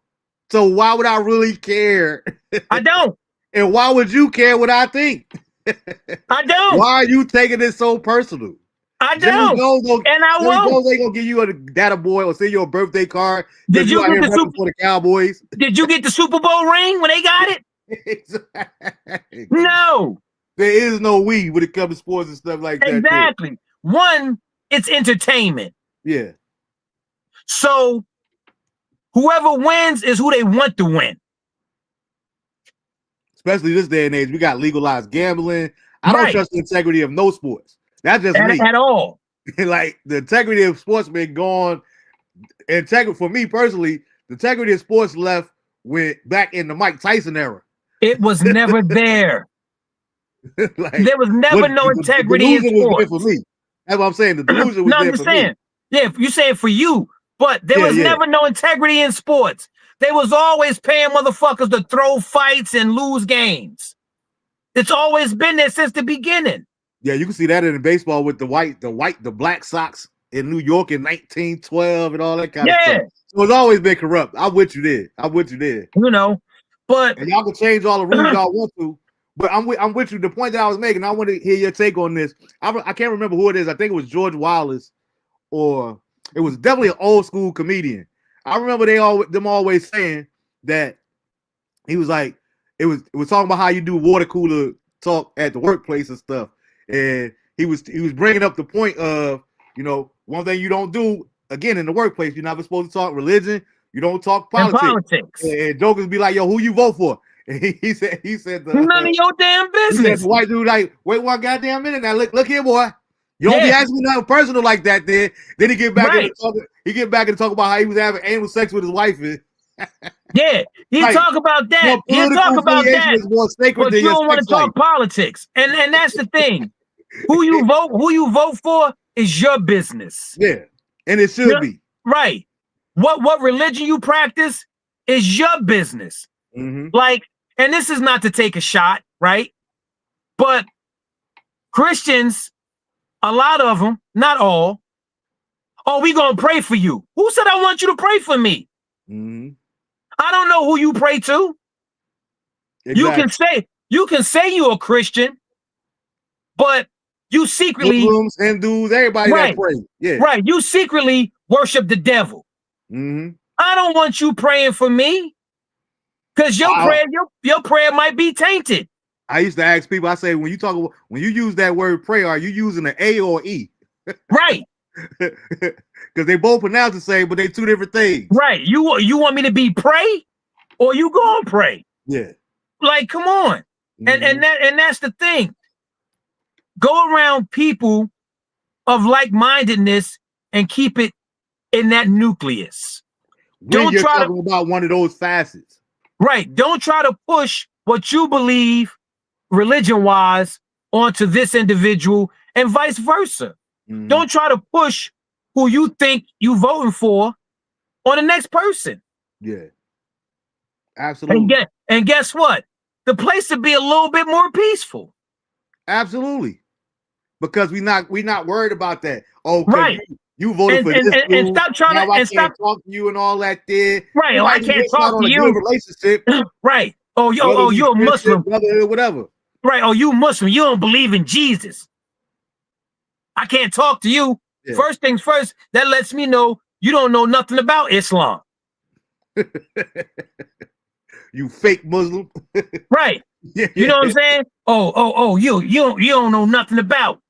So, like, come and on. we seen them it. all the time up there. And that was always my thing. And I was just joking because I don't have anything against Islam. I got mad friends that are Islam. Exactly. Like I don't have nothing against nobody in no religion. Yeah. But my whole point is let's be respectful about it. Like there you go.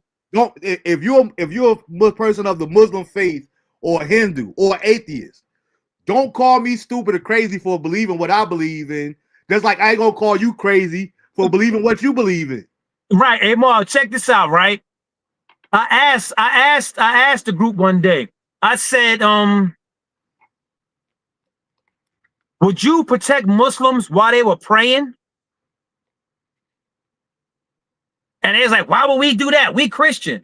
I said, you not no real Christian then. I said, because a real Christian would protect Muslims while they were praying, just like Muslims will protect Christians while they're praying.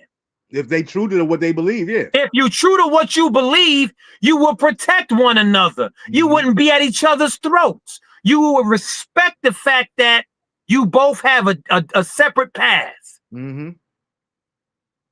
And that doesn't make my path doesn't make me better than you or you less than me or vice versa. And that's the problem. That's the problem that I have with a lot of religious people because there's two different things.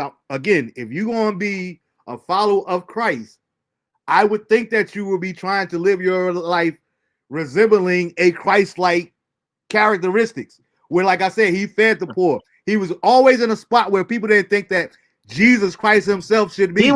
He was an activist. There you go. And in other terms, he was an activist. Yeah. He was a good spirited person. But you're the best Christian and you're trying to profess yourself to be the best Christian and you don't even know what the word activist mean or activism is. So they don't do it because they're too selfish. Yeah. And it goes back to another point that you made too. I believe that that's a big part of it when we talk about religion too. There are far too many people. And I'm not knocking no religion, one or the other, not even Christianity. I'm not talking down about nobody. But I do know for a fact, not opinion, I do know for a fact that a lot of people get caught up in religion because, like you said earlier, they're looking for something to belong in. And guess what? When that happens, it becomes a cult. There you go. Some ain't gonna like it. Careful who you associate with. Right. You know what I mean? Not going. Some not gonna like it, but it becomes a cult. I learned this literally after. I didn't get it until when I was in West Side. I might have had a concept, but I didn't get the full understanding until I became a grown man. Actually, when I started having kids and my boys started playing sports and all that there. Said, you know what? We had 30 people strong on our West Side football team. Cats that I'm still cool with to this day. Thomas in the comments, Hot Robbie in the comments, all my guys, West Side, we family, we brothers for life. But I also realized this, and I'm not naming no names, I'm not calling nobody else because it's been so long I don't remember. I do realize that everybody that was on that team wasn't on that team because he wanted to be the best lineman ever, because he didn't want to be the best running back ever. He didn't want some dudes was on that team just because they wanted to be able to ride on the bus with the team. They wanted to have a leather jacket. They wanted to be on the team, but they never wanted to get in the game. Some people was on the team because they father put them on there. Absolutely. So everybody does the same thing for different reasons. Yeah, you gonna play football. You know what I mean? Oh, yeah. This is your way out. That's it. And if you don't love it, you're gonna get hurt. But because that's even when you do love it, you're gonna get hurt. But that's I didn't understand that fully back then because I was that type of athlete. I don't care if the world know my name or not. I went every time I walked down South Orange Avenue, I want people to be like, yo, you remember when that mother was the quarterback for West Side High School? I didn't care if I made the NFL. I wanted my peers and the people around me to know that I gave my best at trying to be the best. You gave your best. Let me tell you, Marv. That wasn't every athlete's mentality, though. You know what I mean? No, it wasn't. That's like when I played for Velsburg. Mm-hmm. I played because guess what? I could knock your head off your shoulders and not get in trouble. That's why I fell in love with football. Right. Real talk. I can tear your ass out the frame, and guess what? I'm not gonna get in trouble. Mm-hmm. It was an outlet for me. I swear. And it's funny hearing you say that because I never knew that. But I would tell people that, especially like my plays when I was coaching and different things or ministry. Like literally football. I remember the first practice I ever went to at Westside Park. And I remember dude hit me. I didn't know nothing about football other than street football. You know, go to the back of the Cadillac, bust that right. You know what I mean? I didn't know nothing about the NFL, college, none of that. You know what I mean? But I wanted to get in because I never went to public school. So I didn't have like a crew or a posse or none of that did. I had to find out a way, you know, to get a little rep in West Side. That's the way I was looking at it. Right. You know what I mean? Like based off the movies and all that kind of stuff. Right. So when I got on the football team, I remember trying out for the team. I didn't even think Coach Rich was going to let me. Rest in peace, Coach Rich. I didn't even think he was going to let me on the team. But the only reason I play a quarterback to this day, God honest truth, when I went out for the team, he asked me, he said, what position you play? The only position that I ever heard of in my life was a quarterback. A quarterback. So I played quarterback. Then once I made the team, I'm like, oh, like now I got to go home and watch football to learn what a quarterback's supposed to do and all this other kind of stuff. Oh, now I realize I'm the guy they trying to hit every time. Yeah. Let me tell you, man. It was just a learning experience. Like, to take it back to what we originally started out about,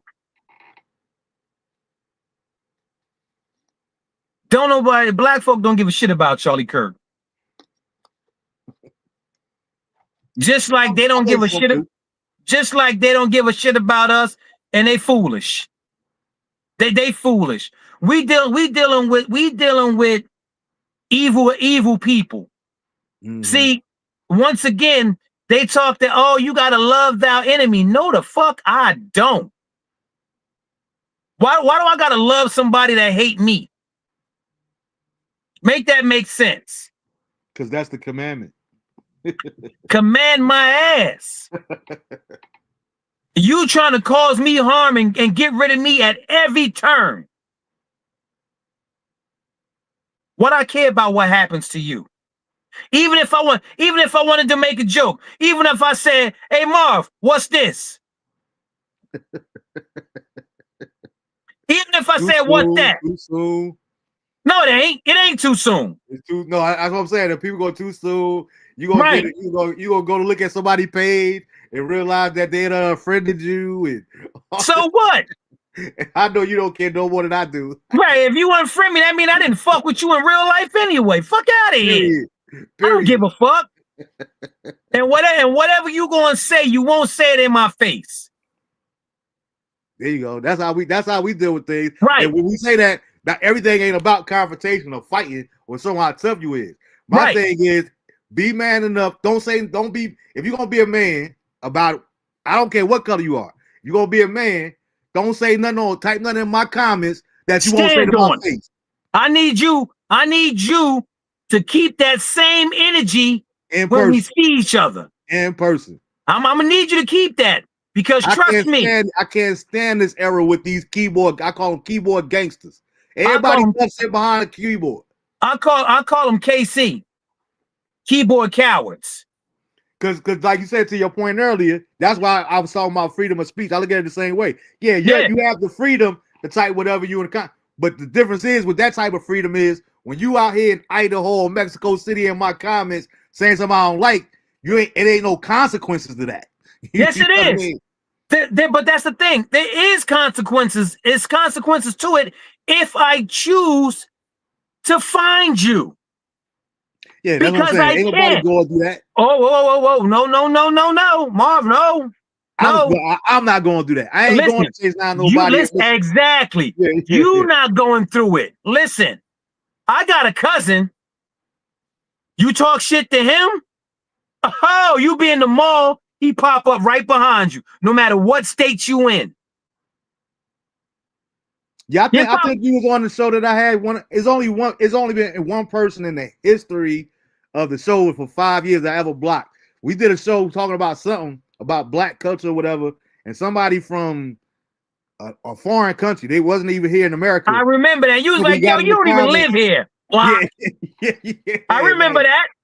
That's what you're not going to do. You're not going to come on here and say whatever you want to say because it ain't no consequences. Right, but see, here's the thing. Hey, Marv, listen, you got people out there that they serious. Mm-hmm. Like they will track you down and knock your damn head off. Exactly. Like, I've seen it happen. Like Tyler. We all just seen it happen. You want to be out? That's not even no joke. I'm not making fun, but the fact of the matter is you got this little white dude, Tyler, whatever his name is. He heard something he ain't like and he did something about it. Like, now, I'm not saying that he was right, you know what I mean? But not saying he was wrong. I'm saying that this is what happened. Mm-hmm. And you have people out there that, what? Yeah, all right, motherfucker. You won't get away with that. Like, yo, it just, you have some people like that. Like, let's say me and you, I'll be like, yeah, all right, whatever. Fuck out of here. You got somebody else like, nah, I can't take that type of disrespect. Yeah, they ain't gonna let it go. You know, but like I said, man, to each his own. Mm-hmm. But if you think I'm gonna be upset, or I'm gonna mourn, or I'm gonna say he didn't deserve to die, I'm not gonna say none of that. Yeah, I'm just not. Yeah, me neither. I didn't give a fuck about him in life, so I don't give a fuck about him in death. And that be my thing. Like, you know, at the end of the day, the point that I was stressing last week, and I still stress each and every day, outside of his situation or any situation similar, whether it be political, whether it be government, whether it be church, whether it be religion, whether it be family, whatever. Do not tell Marvin L. Bennett Jr. how to feel. Because that is your right. Listen, don't tell me how I should feel. I tell people this all the time. You don't get to tell me how to react to what you did to me. Mm-hmm. You don't get to tell me, oh, no one gets to tell me, oh, I think you went overboard. Mm-hmm. I think they went overboard. Cool, exactly. Oh, it wasn't that serious. To you, it wasn't that serious. But to me, it felt like a life or death situation. And so I responded in kind. I swear I used to always get into arguments with my close friends, my brothers, my family, when they be like, man, you know what I mean? Because you got, all right, so this is what I'm saying. We all different because you got some people that approach the situation like, man, if they lie on you, you got to make sure that you check them and let them know that they lied on you. Well, you got to make sure shit. You got some people that say, you know what? As long as I know the truth and that the people that really love me and rock with me know the truth, I don't really care what the outside world. I don't care. I don't have to clear nothing up. Yeah. That's not no right or wrong approach. My thing is, come tell that lie face to face. Period. That's all I'm saying. Yeah. Come tell that lie face to face. Because see, when an individual is face to face, I didn't say that. That's not how I said it. Yeah. Like anything I ever said about you, you know it. Mm-hmm. That's it. Because I told you. Exactly. And I learned that when I was maybe in third grade, bro. I never forget. I had gotten in trouble in school, and my mom, I guess she had forgot the phone call. And by the time I got home, I got ready to try to tell her what happened. She said, "Nope, I don't want to hear. I don't want to hear your side of the story." Teacher tried to call. Nope. We got a meeting tomorrow at 2:30. We're gonna wait till all three of us here together. And she gonna go for right there. Exactly. Because mama she know her child. And I want to see which one y'all gonna lie to me first. And exactly. So that's one thing I try to tell people too. Like when I be watching these different series and stuff, and I'm like, this is one thing that helped me just as a man outside of religion, anything else. When God Almighty, He got me to a place where he dealt with me and he said, listen, you got to start looking at things from a neutral standpoint. You got to stop looking at things from your point of view, but look at things neutral. And in the beginning, I couldn't understand exactly what that meant. You couldn't understand it. Well, why I gotta look at things neutral? Exactly. Because sometimes it's just like our mirror sellers on our cars. Right. Sometimes because when you look at things neutral, you tend to get a better understanding. Absolutely. And it's just like the warning on our driver's side mirror say, objects may be closer than they appear. Sometimes when you're too close and too emotional to a situation, you're only going to see it through that lens. You're not going to see it from the outside. And what I started doing was, like, I'll be noticing I watch these different TV shows. I'll watch Power or Different Strokes back in the day or whatever, any type of show, right? And they always jump to conclusions. It's always two sides of the story. You see the girlfriend over here, you know what I mean? You see the dude over there, he taking his mother. He over there taking his mother. He come outside, his cousin from out of town, but her girlfriend see him with another chick. Oh, he was over there. He had another chick in his car and all that there. Now you cause all the friction. But when we looking at it from the outside and we get to see both sides of the spectrum, we see, like, why you tripping? And then sometimes we would do the same thing about the things that bother us in our old life. Why they always coming at me like this here? Why they always coming at me? And we would take a step back, look at it neutrally, and be like, am I aggressive? Do I kind of talk strong to people that I know can't take it, like my boy Trent? You know what that goes back to? You know what I mean? It goes back to stop lying to yourself. And being accountable. Let me tell you. Let me tell you, right? I'm violent. Point blank, period. I'm a violent individual, but I'm only violent when provoked. I'm not going to just walk up to you and smack you. You didn't do nothing to me. So there's no need to bother. There's no need for me to bother you because you're not bothering me. But if provoked, you're going to get what you're looking for. And you're going to get some stuff you probably wasn't looking for. A little, more than a little. Right. You know what I mean? Like I told a group of men, they're like, oh, I don't do violence. I said, oh, so you harmless.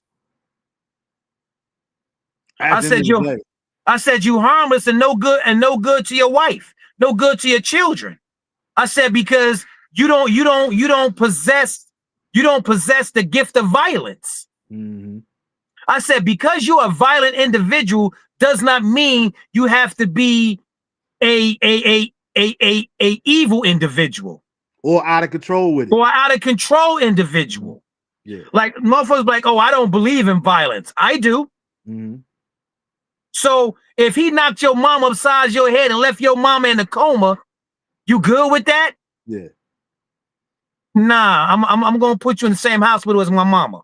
And that's like you said with accountability earlier. I know that I can have a conversation with you, and then we can have this conversation on South Orange Avenue. And if people ain't know us, well, of course not in Newark, but we could have been like, let's say down here, people like, do we need to call the cops? Like, are they going at it? Like, nah, this is just the way we talk to each other. That's the way we talk. Now, I understand that some people can't handle that. So if I had another guest on the show that I know couldn't handle it, guess what? I'm not even going to go there with you because I know I'm going to be respectful to how you are. You know I'm going to be respectful, but I'm going there. Because guess what? I don't care about your feelings. Your feelings aren't a fact. Nah, I get that. How many times you done felt something and you were wrong? Yeah.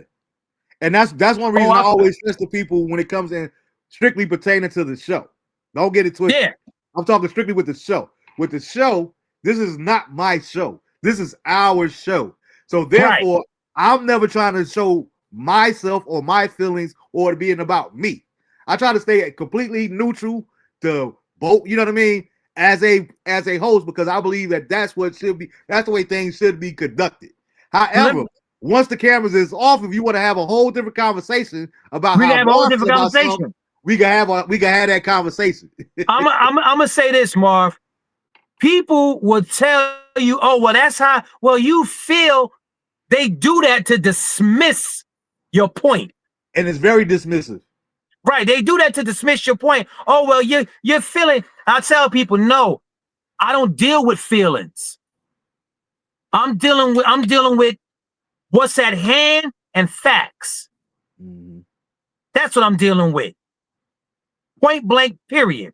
The only individual that I deal with my feelings with is my wife. Mm-hmm. That's the only person I got to deal with my feelings with. That's it. I ain't got no feelings about nothing else. Just I about ain't her. mad You know what I mean? Because once you get into your feelings, you can't have a logical conversation no more. Yeah. And that it goes that thank God that you and your wife are like that, because you see the same thing in relationships. 9 times out of 10, well, I would say 7 to 8 times out of 10, you have bad communication in relationships. That's why, you know what I mean? When you if you try to if my girl, Miss Strawberry, come to me, I need to talk to you about something that I don't like. I'm gonna need you to give her a different name.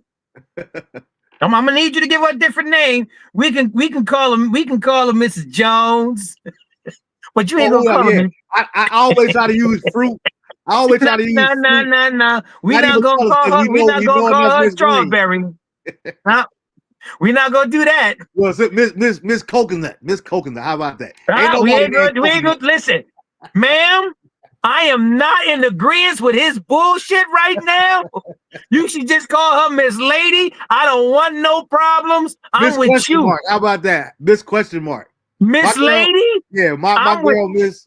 I know Marv, people that call themselves lady. So that's Marv, why I say hey, Marv, I'm not going to get my ass whooped behind you about her. I'm not doing that. Miss Lady. That's what I'm going to call her. Ma'am, ma'am, I'm calling you Miss Lady. Listen, I don't want no problems. No. Yeah, he called her Miss Strawberry, Terry. I don't want no problems. A strawberry ain't never been a good thing in the hood. If you wasn't talking about the actual fruit. Yeah. Watermelon, Miss Watermelon, whoever. Nah, Miss Lady. If my significant other. There you go. I like that too. Talking about, look, I got something I really want to talk to you about that's been bothering me. And I allow her to share a vent, get it out of the system. If it doesn't move my needle, I'm still listening to you. But 9 times out of 10, if you don't get the reaction that you want, then see, that's why I don't talk to you. That's why I don't talk to you. Right. That's why I can't talk to you. You can talk to me. You can talk to me. I'm just not. I'm listening and I'm not reacting. Exactly. I'm giving you my undivided attention. I just don't feel the same way that you do. And God forbid you got an itch someplace in your face and you move a facial muscle. Oh, why are you making faces? I bet I had an itch. Oh, we were talking about something else. You got a whole bunch to say to them. Now you ain't got nothing to say. Like, everything is always so defensive. Exactly. I can't talk and listen at the same time. And guess what? Sometimes I might not really have nothing to say or add because it's not that. I just don't have nothing to say or add. But that's not me being dismissive to your feelings. Right. I need to digest this and I'll get back to you. Can I have that? Can I ask for 48 hours? Right. Can I I'm just saying, can we adjourn this and I get back to you in a couple of hours? I need to process what you said. Because everybody ain't quick on their feet. Just like every rapper can't freestyle. Listen, someone gotta write their rhymes. Even if you are quick on your feet, take a few minutes to process what she said. Yeah, because then you might say something too. You know, that's another good point. Like you might say something too quick off your emotions. And it might be the truth. It might be the truth, but listen. What I've learned is when talking to women, you have to really choose your words carefully. Because some of them, not all, but some of them will take it and run with it. Oh, see, that's what I'm talking about. Because no, that's not it. You just want to be mad. Listen to what I'm telling you. Dude, I had a girl, I watched the live early today, and the girl was saying exactly that. I mean, she was, oh, Lord have mercy. She was something special. Yeah. Yeah, Terry funny as hell. No, that's why I said I agree. I just put it up there. I agree wholeheartedly. But that's when we see that's when we don't take things serious and we Right. so insensitive to their feelings. No, it's not. Like one dude talking about some, oh yeah, man, you know, you got to get in touch with your feminine side. Pump your brakes, dude. I don't You have do a that. I don't Yeah, have a I you don't do have that. a I don't have a feminine side. Now, if you want me to tap into my compassionate side, okay. Or my But caring side. I don't have a feminine side, pimping. You girly, not me. Yeah. Yo, that'd be one of the times the asshole would be like, hey, listen, man, I want to talk to me a little bit about that. What is that like? Yeah, what is that like? What is that like being a sissy? And now they're like, wait, what?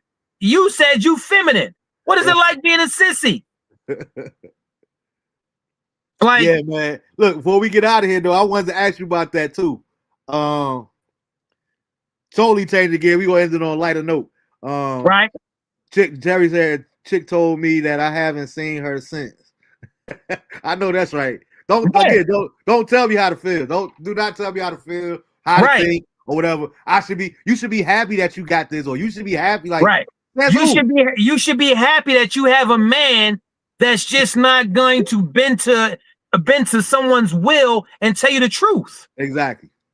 You But know what I'm saying? the truth is, back to what you're talking about accountability, and we could say that for another show. That's the problem. That's another problem in relationships. People say that they want a good man or a good woman or whatever the case may be, but do you really, or do you just want somebody to be a build to bear or your little project that you can No, fix or do everything that you say? they want somebody to bend to their will and just accept all they wrongdoing. You see what I'm saying? Period. Because guess what? Like anytime I hear the phrases a real man, emotional intelligence, Stop talking to me. Yeah. right? Though that's nothing but manipulation. Mm-hmm. That's all that is. And I walk away. Well, a real man, how would you know what a real man is? You not one. Period. That's You like never me had. saying, well, Yeah, a you real never. woman's supposed to whatever. Yeah, that's I like don't know saying what a real woman should do. right. That's like saying a real woman should just shut the fuck up and stay in her place. Now I may feel that way.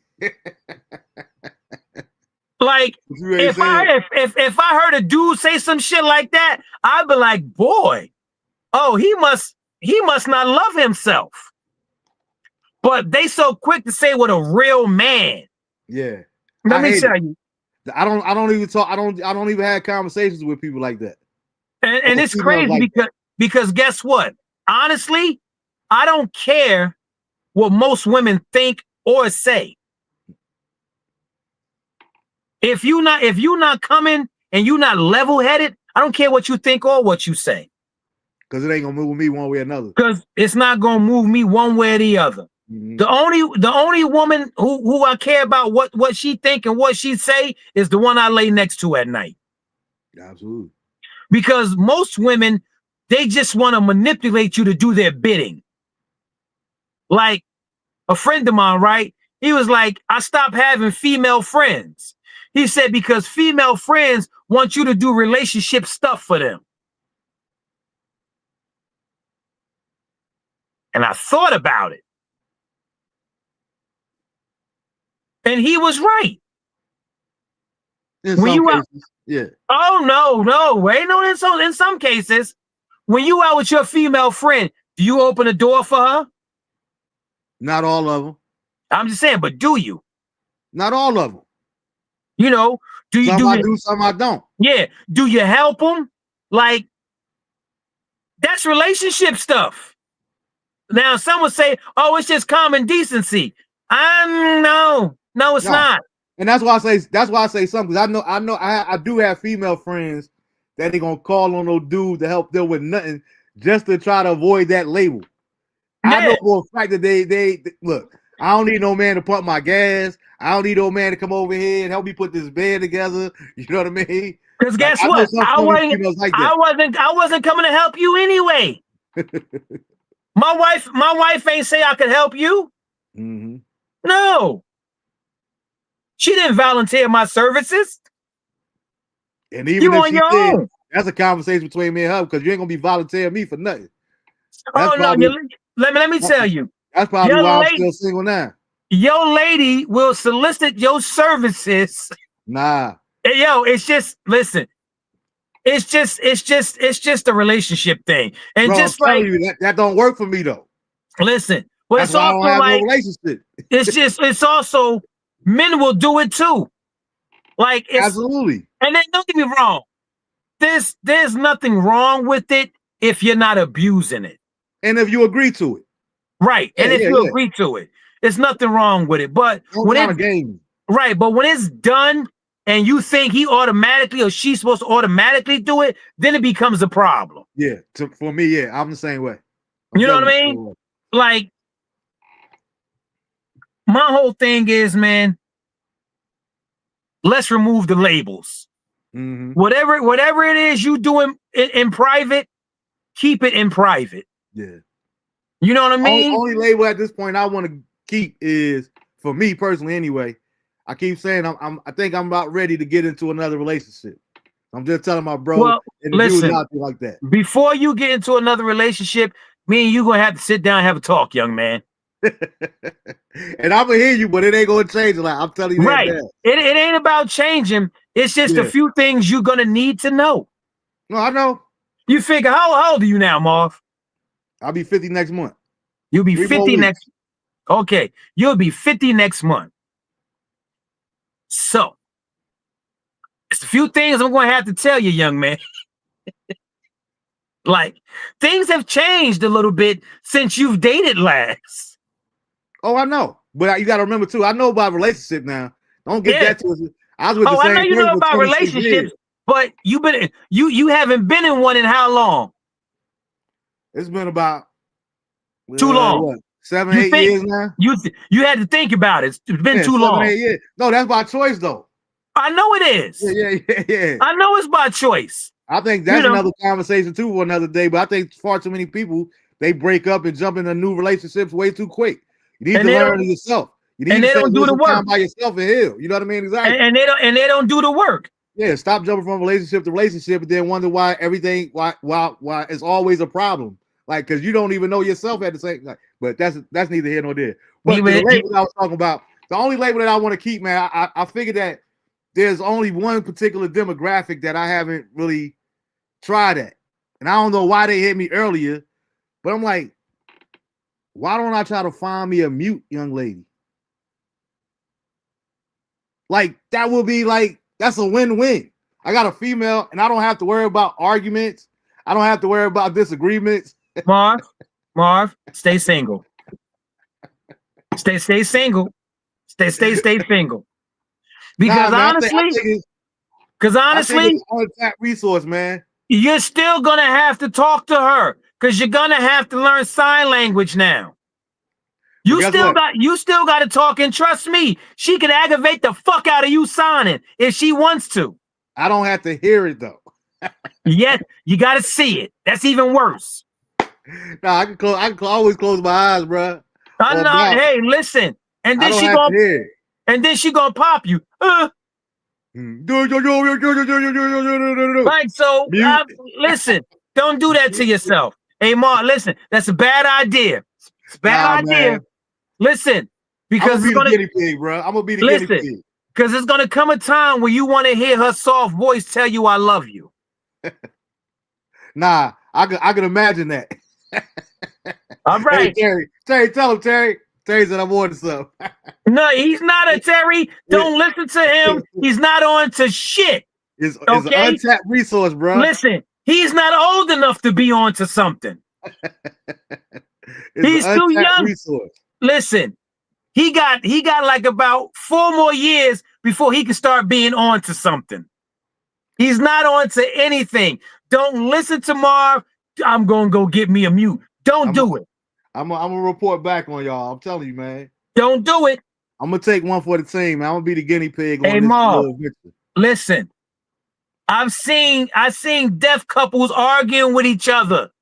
I'm telling don't do it. You seen it, but you ain't hear it. Oh, yeah, I did hear it because I understand sign language a little bit. So No, what but you not telling hearing you, that, bro. listen.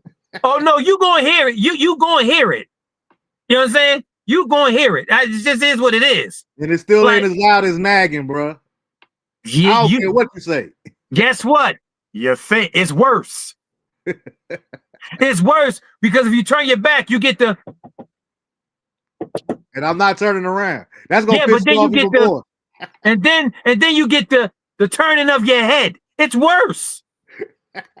Don't do it or stay single. Just stay single. You're not ready for a relationship. You right, Terry. Way less phone calls. No, it's not. It's just way more texting now. You don't have to. That's And guess what? And guess what? Is a choice. And guess what? They have people that call you and talk for them. Yeah, I know. I do have a deaf friend that has that like that. It's a whole Right. service. I think it's pretty cool too. I think it's pretty cool. So you not avoiding shit, player. Nah, I ain't got an answer, bro. You just got to dump me. You know what I mean? Don't, Marv, don't get in a relationship. Don't. You not ready. But look, man, before we get out of here, man, what's your take on this whole Dame and Cam stuff going on? You up on that? Dame need to sit down and shut the fuck up, and he's a liar. He's the reason why everything happened the way it happened. Grow the fuck up. Yeah, I somewhat agree because here's my thing, right? And not just Dame in particular, right? But I was thinking about this, right? And then I know we older now, we mature. The game has totally changed. I don't even know that is a game anymore, right? But this is my thing, right? When you come from real places like we do, and not everybody, I had this conversation with somebody last week from Bradley Court. And I was saying how, we get so many labels put on us. You know what I mean? Oh, you from North?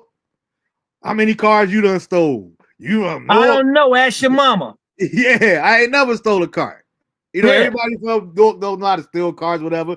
But you from Alabama? How many times you slept with your sister? Or your cousin? Or your mama?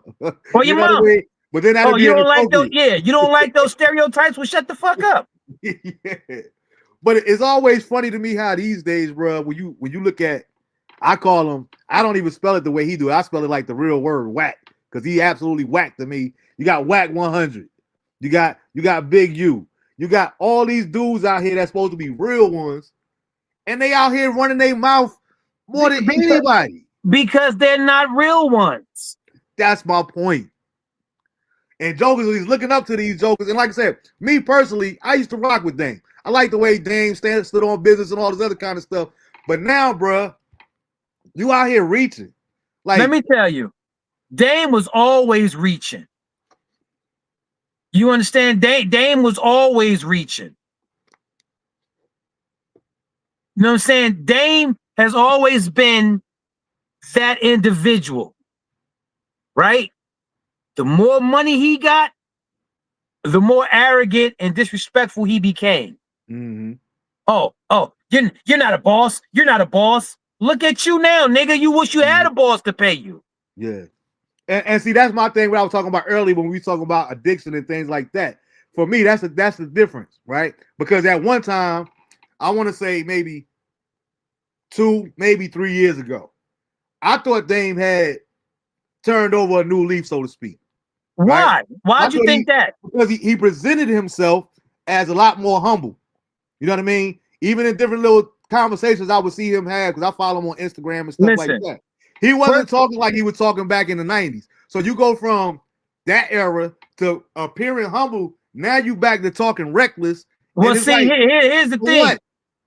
He wasn't in front of no camera to be talking. He wasn't doing nothing. He wasn't making no real noise.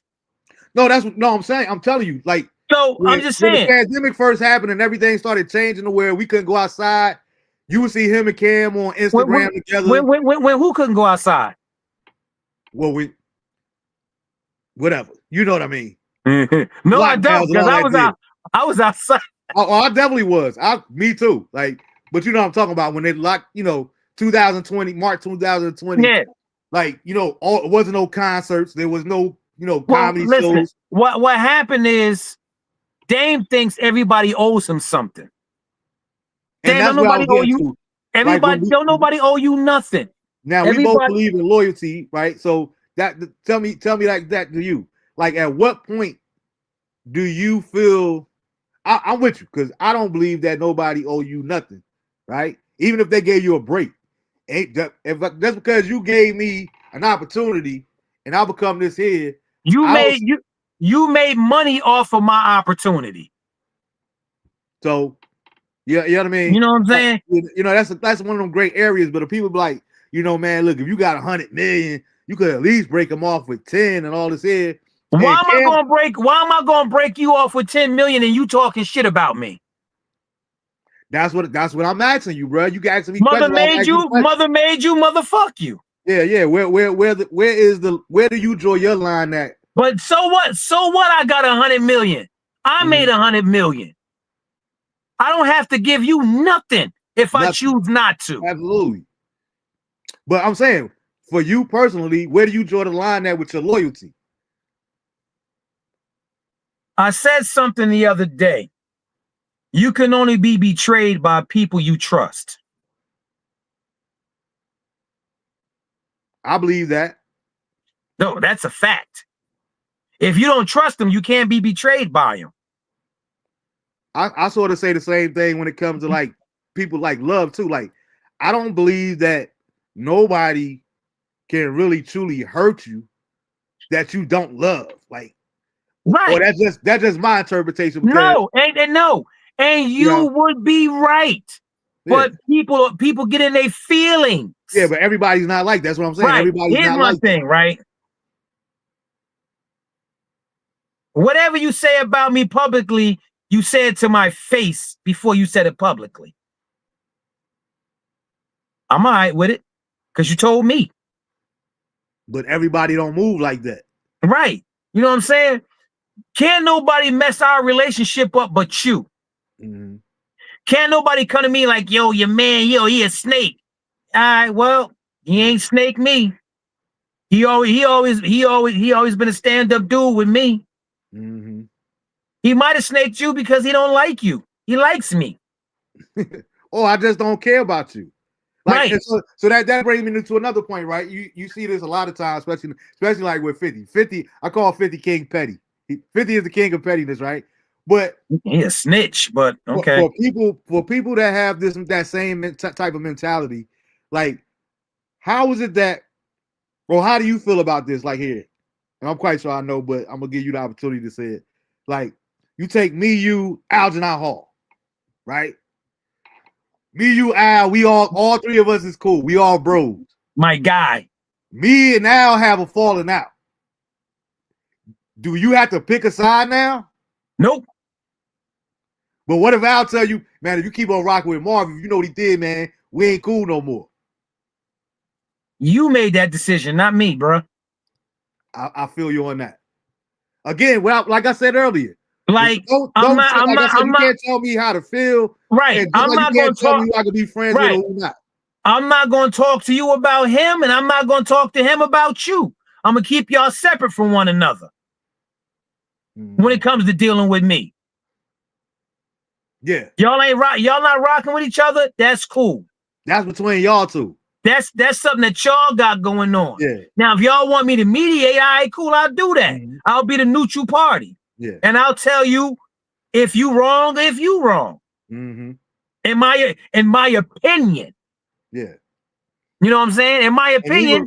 And even for me, I'm only going to do with people that I actually love and that I actually care about. Right. Like, if I don't have no real genuine relationship with you, then I don't give a fuck. Y'all both could kick rocks as far as I'm concerned. Right, I don't give a fuck. You know what I'm saying? Meet me in back of the building. What you're not going to do is, as somebody that love me, I love, what you're not going to do is tell me who I can associate with and who I can't associate with. We're not doing that. Hey, Terry, I'm going to tell you something that I know for a fact. Dame never had more money than Jay. At no point and at no time. I don't know that for a fact, me personally, but I would think that whether we talking about the game, whether we talking about the streets or the executive board. I don't do. see that happening either. I'm saying I do know.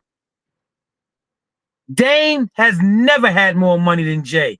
Dame is the reason everything fell apart. Point blank, period. Dame wanted to be the front runner. Dame wanted everybody to think that everything was his idea. You heard him. I made Jay-Z. Really? Make another one then. It should be easy if you made him. So that bring me to my closing point though, because it's like I just watched that. As much as I can't stand the Cowgirls, I did watch that series that they had on Netflix because I'm big on him. Now he retired, I love me some Michael Irvin. I couldn't root for him when he was with the Cowgirls, but I love some Michael Irvin, just his character now. But that was the same thing with Jimmy Johnson and Jerry Jones. Too many people these day and age, and it's really sad when we talk about people. These two cats here, these two white men, were college roommates. They go all the way back. Hold on one second, Marv. Dame was never the breadwinner. Dame was along for the. Dame was the one that was along for the ride. Nah, yeah, exactly. Dame was the face at one point to handle all the business. Dame was the mouth. He was the mouthpiece. But that's then he what I said. The face. Yeah. He was the face. He was it. Right, but then he let it. But then he let it go to his head. Yeah, the money was Biggs. And we want to get technical. The money was Jay and Biggs.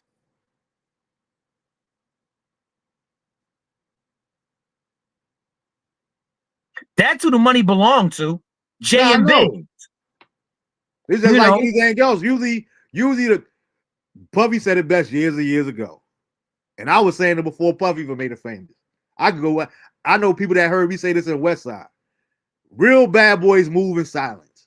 You never have to worry about the dude that's out here running his mouth. The one you better be worried about is the one that's sitting there quiet. And let me tell you, that's what you better watch. Let me tell you, and that ain't always true. No, it's not always true, but in most cases, when we talk about that life and we talk about the money and we talk about the game, you always got to watch that dude that's sitting over there in that corner. No, you got to watch everybody. True, you got to watch everybody. You got to watch because let me tell you, you got to watch everybody. You got a loud motherfucker over there that'll tell you, I'm gonna bust you in your face in about 5 minutes. And in 3 minutes, he's smashing you in your motherfucking face. Like they got this saying. They got this saying. If he told me that's what he gonna do and I let it happen, then I'm the fool. Right, but they got this saying, oh, the loudest person in the room is usually the weakest person in the room. No. That ain't true. No, I didn't say that in general. I didn't say that. You know what I'm saying? But there's always an exception to the rule, no matter what the rule is. Exactly. There's always going to be an exception to the rule. Yeah. But in most cases, you got to worry about that silent partner, the money man. Because real people, back to the power thing that we were talking about earlier, what was the other one that they had a good one on? Clarence, rest in peace, Clarence, the Black Godfather. I know you're talking about. You know, Clarence Avant. That's what I'm talking about. Mr. Because Avant. you really that dude. Again, when people don't even know who you are. You know what I mean? Marv, no. People know exactly who Clarence Avant was. The people that matter when it comes to money and stuff like that, yeah. I'm just saying, if you wasn't in the business, you didn't know who he was. That's what I'm saying. Yeah. I met Mr. Avant. So I know exactly who he was. Because he was the one that put me in touch with Tata when Jay was president of Def Jam.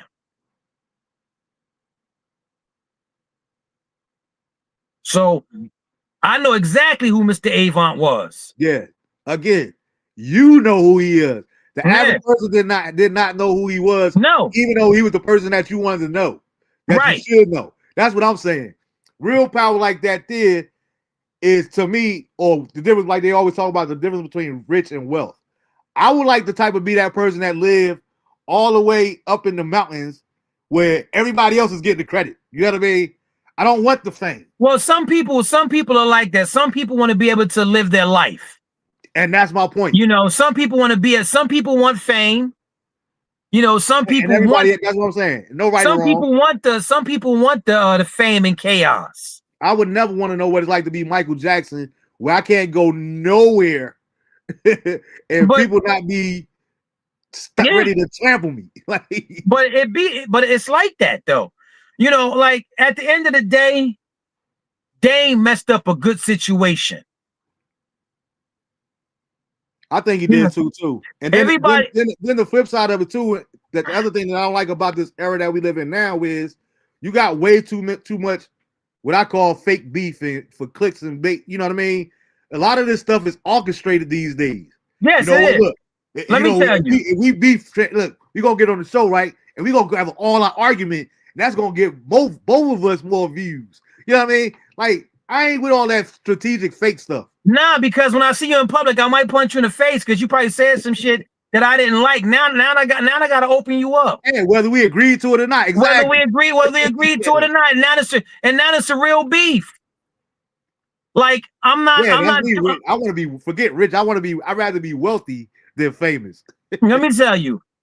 I'd rather we have the conversation that we're having, a respectful conversation. You know what I'm saying? We see each other's points, but we disagree. Mm-hmm.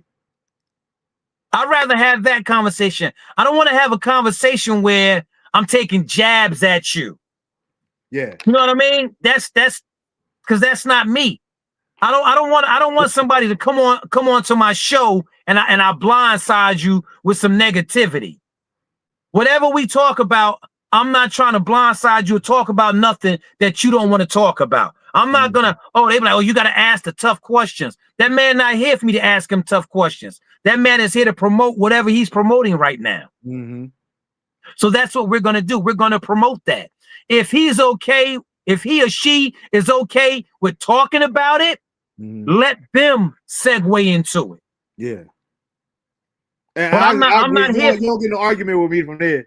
Right. I'm not here. At the same time, having said that, whatever energy you bring to me, that's the energy you're going to give back too. You're not going to get the same energy back.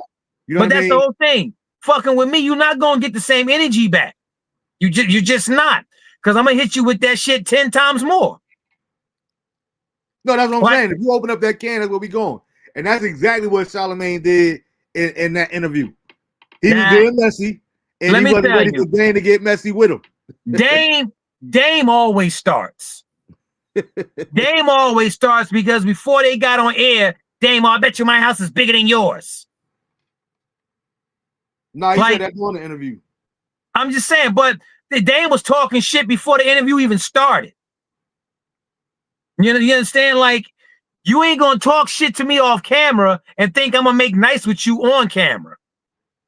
No, we gonna carry this shit over. In Envy case, yeah. In Charlamagne case, no. Because I seen both interviews. Charlamagne started a lot of that shit. So he just got what was coming to him. Yeah. But let me tell you, he started that shit because Dame, you ain't no boss. You ain't no boss. You gotta get permission from another man. And come on, man. Everybody else, but no, it was both of them. Charlamagne started by what you said, like you said, instead of being neutral, Charlamagne like, well, how come you was Damon Dash one day, now you done lost Rockefeller? But wait, why should Charlamagne be neutral? Because he's disrespecting him. Why he gotta be neutral? Because you missing my point. It didn't start out disrespectful. It did not start out disrespectful. If you go back and watch the initial interview, Dame was not being disrespectful until Charlamagne took it there. Listen. And he should have kept it directed towards Charlamagne. Listen to me. You're not hearing me. Go ahead. Dame was disrespectful before they got on camera. Charlamagne just carried that shit on camera. That's it. And where's that footage at? How do you know that? Was you there? Because Charlamagne said it. Okay, so he can't lie like anybody else. One thing I've known him not to be is a liar. When do you catch Charlamagne in lies? I don't know because I don't listen to him. Right. I don't do him at all. So, but if he misquotes something, he comes back and apologizes about it. Like Charlemagne might be a little motherfucking. He might be on some clown shit. He's a punk. Yeah, that's exactly what he is. Right. What? That's neither here nor there. We all know he a punk. He ain't never pretend to be a tough guy. He did in the last interview. No, he didn't. He ain't James pretend said, to I'll be a come over tough there and guy. punch you in your face and we was on the street. No, you wouldn't, because I'm gonna fight back. No, you wouldn't. You ain't gonna fight. You gonna run like you always do. Nah. But guess what? He might fight you back if you ain't trying to jump him. He might fight you back. Trying to fight no. Hey, no. Listen, you can only push a man, but so far before he reacts. You can only push a human being as far before they react. I'm talking about men. Because guess what? If I start saying, "Well, fuck you, nigga," I know that when we see each other, it's a strong possibility we gonna lock ass. Pause. When you don't do that. Don't do that. That's the gayest shit ever. Pause. Don't do that. Don't do that Harlem nigga shit. Don't do that to me. Don't do that. I swear, that'd be the other thing that be getting on my nerve with that too, right? Yeah. Like, yo, you know exactly what I mean and where I'm coming from. Like, yo, let them have that. Like, it be killing me how everybody trying to play that now. That was strictly a Harlem thing. And they can have that cornball homosexual shit. Like, but my whole thing is simply this. When men start to arguing, there's a very high chance that violence may take place. And whether he be a punk or a non-fighter or not, if he can't run, he's gonna fight back. He might not win, but he's gonna fight back. I would hope and think so. I don't know that for a fact though. Yeah, listen. Because I done seen jokers like, yo, why you just standing and let them keep hitting you like that? Because he didn't reach his boiling point yet. That's what I'm just saying. He didn't reach his boiling point yet, but guess what? Got a boiling point. Charlemagne reached his boiling point. Because how many more times you gonna talk reckless to him and you think he ain't gonna say nothing? Dame started that shit. Oh, you chatty patty. Dame started all of that. Was it a lie? Yes, it is a lie. You want to know why? I'm gonna tell you why it's a lie. It's his job to talk about things. That man is a journalist. You're supposed to talk about things. You ain't got to get personal with people though. Listen, that whole donkey of the day, that's not general. That's you starting. That's you starting shit with people. Listen, name somebody he gave donkey of the day. I can only name one person he gave donkey of the day that didn't deserve donkey of the day. And that was the Irvington cop. And that's in your opinion. All I'm saying is that's not an opinion, that's a fact. That's not because he wasn't doing nothing wrong. How can something that's subjective be a fact? Because he wasn't doing anything wrong. He didn't break He listened to me. He didn't break no laws. He didn't hurt nobody. He didn't do nothing to nobody. He just a cop, but he was a rapper before he was a cop, and he nice. Plain and simple. He didn't deserve donkey of the day. Now you got a motherfucker. And that's in your opinion. What I'm saying is, ain't nobody. What's the fact is, it's subjective. Well, this is why I say it's subjective. The fact of the matter is, nobody deserves to be a donkey of a day. This is something that you doing in this age of the inquire messiness that you want to come up with this and think everybody think it's funny. How many times you heard somebody call somebody a jackass? Plenty. But again, just because you said that don't mean that is a fact. Right. That is something that's subjective. Listen. That's your own opinion. Listen. The people, majority, I'm going to say a high percentage of people that he gave it to, they earned it. Because of the shit that they was doing. Like the lady that had an alligator in her titties and tried to sick the alligator on the cop. Why are you driving with an alligator in your titties, ma'am? Because that's her right to do it as an American citizen. Yeah, but just because right, but at the end of the day, Dame started that shit. And I agree. You say it's Dame, let me factual. tell you, Dame is a shit starter. Dame think everybody is beneath him. He do. Now. I agree with that. So He's if far you too think arrogant. if you think everybody is beneath you and motherfuckers start getting at you that you started with, you get what you get. He started, you gotta ask another man for permission to do something. Everybody doesn't want to be a boss, Dane. Everybody can't be a boss. Absolutely true. Some people, if some people just want to get their money and go home. Dude, all right. So then again, to your point. Now I do agree. I don't believe that he should have brought envy in it. He took it to a whole nother level when he brought envy in it. But Charlamagne, I'm not tripping because this is why I call you a punk ass nigga too.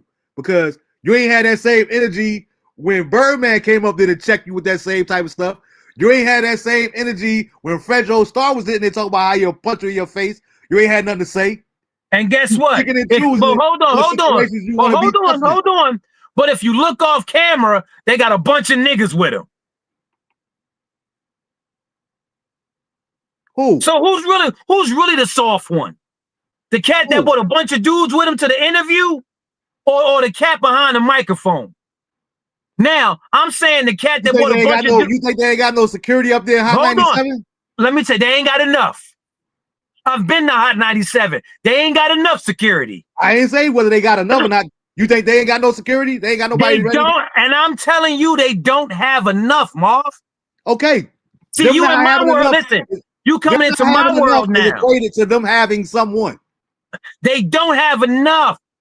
If I got 30 people with me and you got 2 security guards, who keeping me off your ass? Then that's your boss fault for letting me bring 30 people in this building.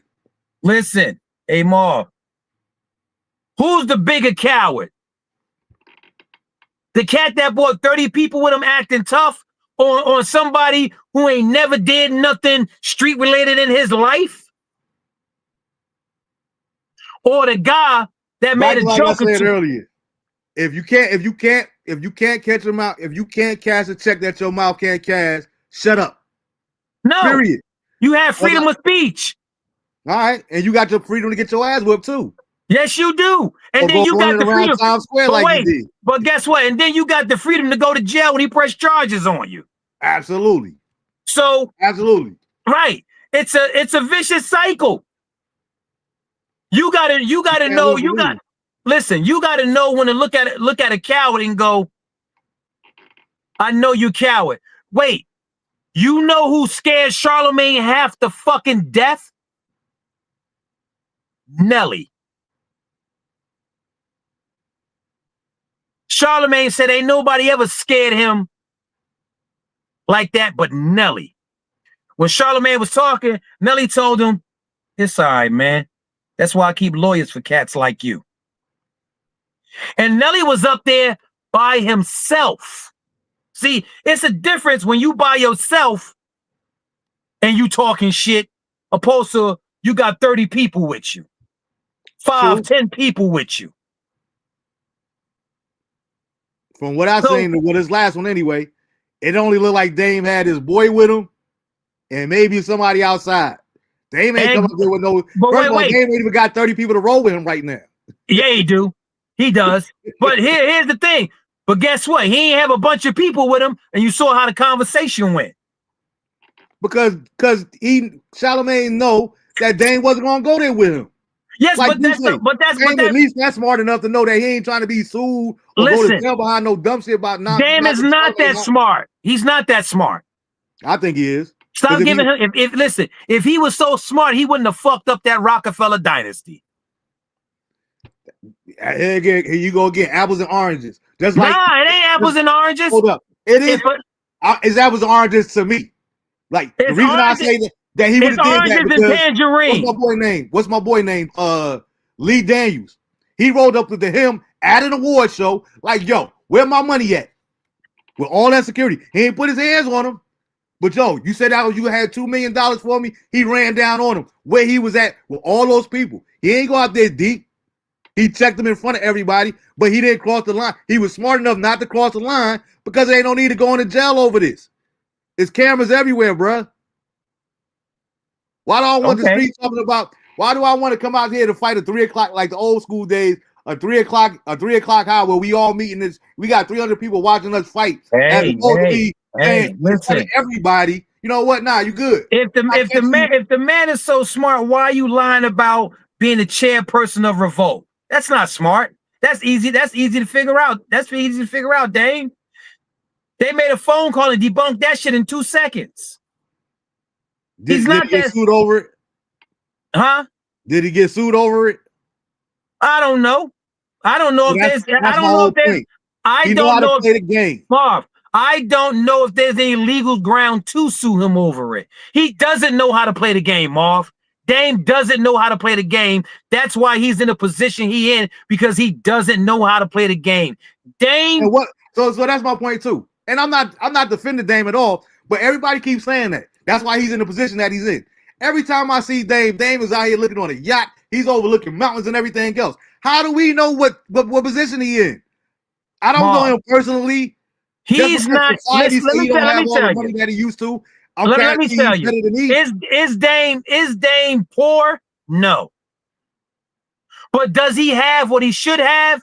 No, because he fucked it up. By whose standards? By his standards. That's what I'm saying. That's not factual. That's subjective, bro.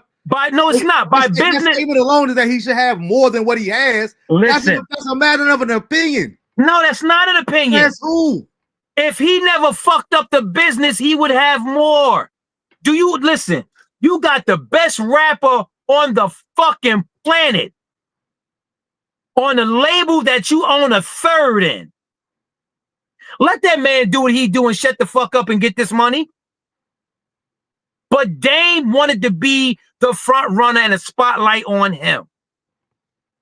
That's bad business. Dame's good at Dame is great at finding talent. I'll give him that. But he's a bad bit. Dame is about a baddest businessman as Trump. And guess what? That he should have more than he should have. But guess what? Even though he don't, a 2-time filing for bankruptcy twice as a businessman, he's still the president of the United States. 7 times. I would never go as far as calling him smart, but it's subjective. He winning the game. Listen. He's a failure as a businessman, but he's the president of the United States. Okay, so what is Dame the president of? Nothing. You got to get up and go to work every morning. Says who? Let me tell you. Just because you have money, you still got to work. You still got to work. Because if you ain't working and you ain't got nothing else coming in, you will soon be poor if you have an extravagant lifestyle. Again, that's all. That is not subjective. That is business 101. Bro, that's business. That's business 101. Listen, if you got $50 million in the bank, there should be no reason in the world why you have to work again in your life. Marv, okay. Let me explain something to you. You thinking work as I gotta go punch a clock. I'm talking about work, period. Work is work. Physical. Marv, listen to me. Marv, listen to me. Work is work. Even if you're buying buildings and renting it out, that's still work. Even if you have somebody managing it for you, you still are working. You're still working. It's still work. If you got 50 million and you not working and you not doing nothing and you not bringing nothing in and you have an extravagant lifestyle, that 50 million is not going to last you long. And that's my whole point. You just added a whole bunch of ifs on the end of that sentence. No, it's not ifs. These aren't ifs. Because you got $50 million don't mean that you have to live an extravagant lifestyle. Just because you got $50 million don't mean that you got to have a house on the hill. Listen. You can live modestly and live and never work again with $50 million. Hey Marv, you talking about shit that I do. You have to do something. Whether you're investing, that's still work. It's still work. Now you ain't got to get up and bust your ass like the average person. but it's still work. You got Okay. to work the investment. You got I to know work that. I it. know exactly. I know definitely that you know more about the business than me. All I'm saying is, from an average standpoint, I don't care what your knowledge is or what your field is. If you got $50 million to $500 million in the bank, you do not have to work again. You don't have to keep investing because it Hey ain't no need Marv, for you to make no hey more money. Marv, hey Marv. How many lottery winners have won 50 million or better and ended up broke? I have no idea Look it up. because it ain't no factual. There ain't no way of really knowing that. It is a way of knowing, Marvin. They got a documentary on it. And they talking to the people. Oh, I just blew the money. I didn't think I had to work. I didn't think I had to do this and do that. Listen. Because they got to living beyond their means. And Marv, if what you're saying listen. is factual, you just said it though. You said there's a documentary that shows Marv, some people went broke. Some people is not all people. Hey Marv, listen. I didn't say all people. I never say all people. That's my whole point, bro. But what I'm telling you is this, Marv. You're going to work. Even if you're a billionaire, you're going to work. You just not working like average people. It's a different type of work. And that's what you want to do. The dude, I can't even think of his name. The dude it was a baseball player that's from Raleigh, North Carolina. This dude signed a contract for over $300 million, and this mug was in regular crack houses. He ain't never got to work a day in his life again if he so not choose not to. Well, he won't have that money much longer. He would probably have enough that before he died and it changed his kids' generation. Marv, he won't. Okay, never mind. That's your opinion. That's not factual. No, bro. That's not an opinion. That's a fact. No, it's not a fact. Marv, you can't say what somebody else will do, or you don't know how they live. Listen, if you don't invest that money and you just think you're gonna let that money sit there and you do nothing but spend it, it will soon disappear. You're not gonna make no more money. You're not bringing nothing in, but you spending everything. Marv, you have to do something to bring in a revenue. Even if it's a passive income, you have to do something to bring in more money. I think that would be absolutely fabulous, and I think that would be very smart and educated. But I don't think that you have to. And trust me, if somebody was able to give me $50 million, I would show you that I can live with $50 million. Yes, you can live with it, Marv. Listen to me very carefully. Listen to me very carefully. You can live with $50 million and not punch nobody's clock. Yes, you can. And you can also have $50 million and not make no investments and not get no restaurants. Marv, listen to me. First things first, the $50 million is an investment in itself. Because you're gonna gain compound interest off your money in the bank. Now, if you're not spending money at an alarming rate and you're making smart investments, making an investment is still work. You have to understand. I don't know why you can't understand making an investment is still work. No, I do understand. I've never said that it wasn't. Right. I'm just saying that if you got $50 million, you're still working. You choose to, bro. No, it's not if you choose to. Yeah, absolutely. The money is going to go. The money's going to be gone because you're not doing nothing to replenish what you're spending. Dude, never mind. It's like you said, you use keywords, the lifestyle. Everybody doesn't have to live that lifestyle. Everybody don't even know that you have to have $50 million. So I don't even have to change but guess what? The people that don't live that extravagant lifestyle and have money, they still working. Some are, yes, absolutely. They all are still working. Listen, an investment is work. It's work. It's just a different type of work. They are still working. Jay-Z, Jeff Bezos, they're billionaires, but they're still working. That's because they choose to. They do not have to. But guess what, Marv? Even if they stop actively doing what they're doing, right? Yeah, but they're still investing. That's work. Dude, I said I don't not agree with you on that. We ain't even got to keep talking about it because you're saying the same thing over and over again, which I agree with. That investment is work. whether you physically working, whether you behind a computer, or whatever you do, however you make your money, whether it's even traveling to go see locations or to make sure that they seeing this person is doing what they're supposed to be doing. Me with architecture, all that's work. All I'm Terry, saying is, hold on 1 second, Marv. You ain't got to do none of that. Hey, Terry, even if you put it in a trust, if you're spending and not replenishing, you're going to go broke. You have to replenish what you spend. If you're spending it frivolously. Okay. Listen. I guarantee you, if I was able to get $50 million, I could prove to you that I could live off of $50 million. I will be taken care of until I leave this earth. My kids will be taken care of until I they left this earth, and my grandkids. And are you making investments? Have to work. Are you making investments? I'm not doing nothing, but that money not gonna last long. And use $500 here when I need to. I ain't gotta have no $60,000 square foot house. That's unrealistic. That money's not gonna last you that long. 50 million sound like a lot until you start to spending and paying taxes on it and all that other stuff. It dwindles down very fast. If you got people that can live off of a little $50,000, $100,000 a year and make, but they still work. But they're working. They still have something coming in.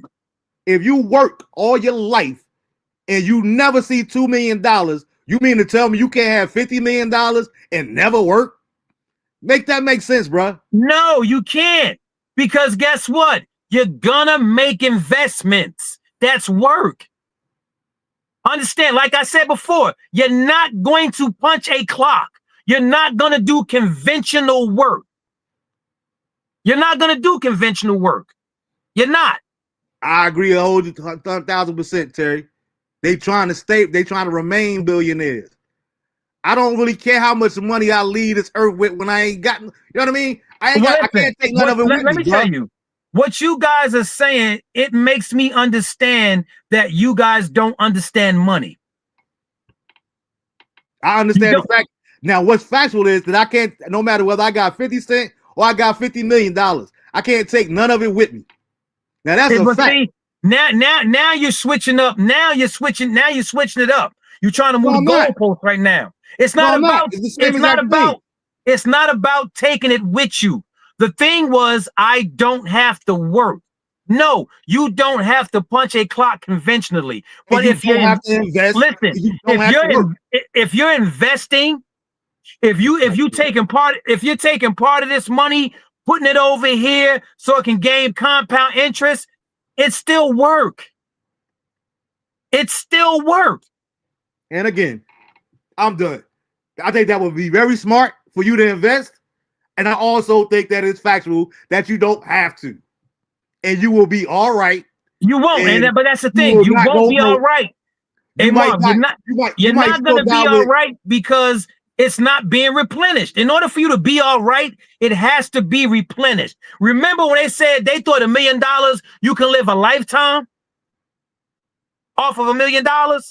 Because that's what it sounds. That sounds good. There's a big difference between $1 million and $50 million. You missing my point. But you remember they say $1 million. Oh, you can live life fantastic. And you mean to tell me that there's nobody that could? Listen, the average black person that lives in the urban area that owns a home, on paper, they're worth $1 million. Okay. On paper, they're worth $1 million. But do they have $1 million? No. They still busting their ass day by day to go to work because they're only on paper, they're just worth $1 million because of the assets.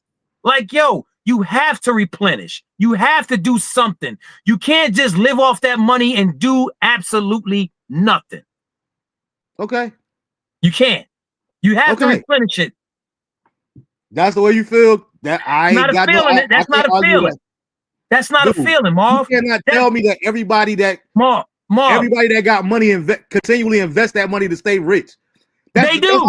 That's how they stay rich. That sounds crazy. I get it. That's what I'm saying. That's my point. But the same way they stay rich, you don't have to stay rich, and you could die and not be broke if you got enough money without working, bruh. That's a choice. That's back to what we were talking about earlier. That's a choice that you make. No, it's not. But you don't have to live an extravagant lifestyle, bruh. You don't have to reinvest. Even if you're not living an extravagant lifestyle, let's say you live in an average lifestyle. On an average lifestyle, you're gonna spend over $100,000 or more a year. And I got 50 million. That means I can live for another 5,000 years. No, it doesn't. If I'm spending $100,000 a year. I said that's average. On average. The average person that lives in the inner city spends more than $100,000 a year to live. They don't even know where they get the money from. Ooh, half the people in the inner city don't even make $100,000 a year. What? Everybody in the inner city, everybody you know in the inner city makes $100,000 a year. Hey Marv, check this out, right? We have a tax business. You'd be surprised how many black people in this community make over $100,000. I didn't say. No, I'm telling you. That's not the average. Listen, you'll be surprised how many people make $100,000 and more. You'll be surprised how many people make $80,000, $90,000. Bruh, we making money. And I'm telling you, everybody's not making $50,000 a year. No, what I'm just saying, and let me correct you that I didn't say that either. But I would not be surprised by how many people in the inner city make $100,000 a year, because I know plenty of them. So that wouldn't surprise me. But I also know that there are people that would never have to work again. Like Terry said, I can make it happen and not work with a tangible 50 million. Hey, I truly believe that I could do the same exact thing. Today's date is the 24th, right? I want you, every receipt that you spend on food, keep that receipt, right? And then add up how much money you spend on food. If you buy water, candy, whatever it is, jot them numbers down. And we spend more money on food than we do anything. Absolutely. Trust me, you can spend $30,000 to $40,000 on food alone. That's all I'm saying. That's all I'm saying. Let me tell you. I would think if I got $50 million right now at 42, I can make it 40 years off of that and die with at least $5 million in my account. I absolutely believe that too. All right. And I would love the opportunity to prove somebody wrong or you to prove me right. Just give me $50 million. And I will see what I can do with it. First things first, you got to have money management skills. If you don't have money management skills, guess what? That money's gone. If you don't know how to watch your money and you got somebody watching your money for you, that money's gone. That's crazy. They're gonna steal your money. Yeah. Absolutely. So you still gotta work. It's still work, Ma. All I'm saying is you're not gonna work conventionally, but you're gonna work. Okay. That's all I'm telling you. Disagree. I feel you. And I know exactly what you're saying. I just don't agree with it. That's all. That's all right. That's all. And that lets me know you don't know money. You got money. No money because money is not that important to me. And that's to me, that's like this whole conversation is like the age-old question. How much money does it take to live? Like how much money is too much money? And some people will say it ain't never too much. You can never have too much money. Dude, I don't care if you got 5 billion, if you work in your terms, if you work your whole life and you accumulate $5 billion, yo, there is no way in the world that you can spend $5 billion.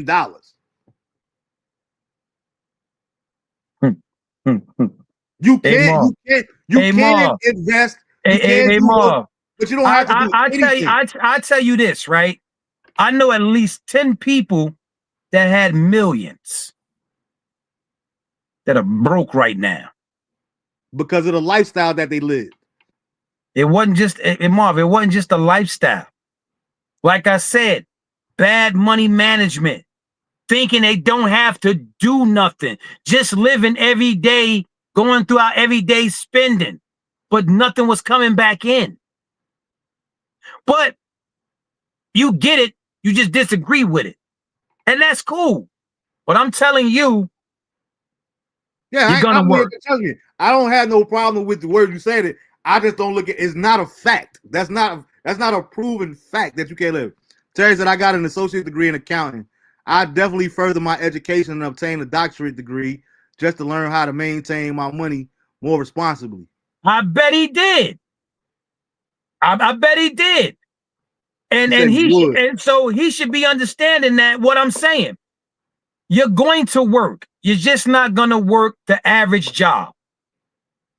That's it. You have what we call financial freedom. You free to do. And if you truly have financial freedom, you don't have to work. Does it make sense to not work? Yes, you do have to work. Absolutely just because you listen, financial freedom comes from you working. It, like I said, you keep thinking work means you got to punch somebody's clock. No, I'm talking about work, period, bro. Yeah, you're going to listen. You're gonna work. You're gonna invest. You're gonna do stocks and portfolios and all that other and everything else. Yeah, because you're going to do that if you care about maintaining or wanting to leave your children something. If this here and that, there's a whole bunch of if. You do not have to. It's not a bunch of ifs, Marv. It's not. You don't have to, bro. I don't care what. There's no way in the world that you could convince me that you have to keep on working if you accumulated some. Like especially these baseball players, if you got $300 million, even if they take half of that in taxes, and guess what? They still make investments because they understand but they don't, but they do have to. But okay, period. They don't. Like I said, but they don't have to. You just listen. We give my nonprofit gives class on financial literacy, right? This is what we do. I'm telling you what I know for a fact. This is not my opinion. These are facts. Okay. It's not my opinion. It's not my feeling. You can word it however you want to. There's no way in the world that you could tell me one of these Guatemalan baseball players come over here where they average $5,000 or let's say $25,000 a family per year. They come over here and sign a baseball contract for $350 million. They do not have to keep on working when they go back over there to their country. Now, would it make sense? Absolutely. And a fool and his money will soon be departed. Because guess what? If you don't stay on top of that money, they're going to steal it from you. Because you got an accountant. Because you're not going to monitor the money yourself. You're going to pay somebody else to monitor the money. And they're going to be stealing money from you left and right because you're not monitoring the money. You're not making no investments. If you don't move the right way, yeah, absolutely. You're just living. You can move the right way if you want to, but you're not monitoring your money. I can make initial investments where I don't have to work ever. I can say I can make sure that my kids still work. That investment is still work. To a certain point, bruh. I'm not gonna keep arguing with this. Yeah, I'm not saying that once you get that money that you ain't got to do nothing. It will be smart. It will be smart too, but you don't have to do anything, bruh. Okay. You don't have to do anything with that kind of money. Okay. As far as working, you go work, like you said, and invest. You could invest in your kids going to college to make sure that they become accountants to watch your money. You can also invest in this here, but you got a point that once you done made enough investments, you no longer have to invest. That's what residual income is. Talk about financial literacy. That's what physical income is. Passive income, where you're getting paid to do something that you established and you no longer have to work toward it. And what happened when it starts to fold? Because it does fold. Because it does fold. Not if, when it folds. I'm dead already. No, you're not. You're still living. We talk about you still living. But go ahead and end the show, Marv, because the money stands still. Minimum taxes and such. I can do that and live 40 more years comfortable with 50 million. That's all I'm saying. Let me tell you. I'm not going to know the possibility. You have to understand. Listen. No. You have to understand something. Every year they're going to tax your money. Every year they're going to tax your money. They're going to take a bulk of your money every year. They're going to keep taxing the money you made. They don't stop taxing it. They don't stop taxing that money, Marv. If you made 100 million, they tax you 2024, they're going to tax you on that 100 million. 2025, they're going to tax you on that money again. They're going to keep taxing you on that money. On the same money? On the same money. It doesn't stop. That makes sense. If you got $100 million in 224, how they going in 2027 if you're not making that kind of income? You're only going to be taxed on your income. You're being taxed. You're being taxed on the money that you have. You're still being taxed, Marv. You're still being taxed. Yeah, you will be taxed, but it's not the same. It's not going to be the same. No, the number that you're being taxed is not going to be the same, but you're being taxed every year on that money. And you can also put money aside to take care of those taxes when you got yes, but you're still being listen. You're still being taxed, and nothing is coming in. Okay. You know. Listen. This is what me and my wife do. I feel you. And I ain't taking nothing away from that. I respect it and everything. All I'm saying is if I got $50 million in the world, I guarantee you I will be if I could get $50 million in my bank account right now, I will bet you 20 million of it that I can live to the day that I die without ever having to work again. Would it be the smartest thing? No. Would it be the most logical thing? No. But I don't have to work anymore. I wouldn't have to invest. Now, I'm not just talking about physically going to punch no clock. I wouldn't have to do anything. I could create a business and let that thing take care of what either it's succeed or fail. That still work. I'm not doing anything, bro. I know people down here in okay. Come on. They work. Put it like this. I know wealthy people, not rich people, but enough wealthy people here and in Jersey that they work. Listen, hear me out. Let me prove my point. Well, let me get my point across, rather not prove a point, because I ain't trying to prove nothing. I know enough wealthy people that work because they choose to work, not because they have to work. Period. That's all I'm saying. They work because they choose to. They don't have to work no more, though. Now, would that be the smartest thing? Absolutely not. Because, of course, like you said, you wanted to keep coming in, but it's a difference between wanting and having. I talk about that all the time. Many people want stuff.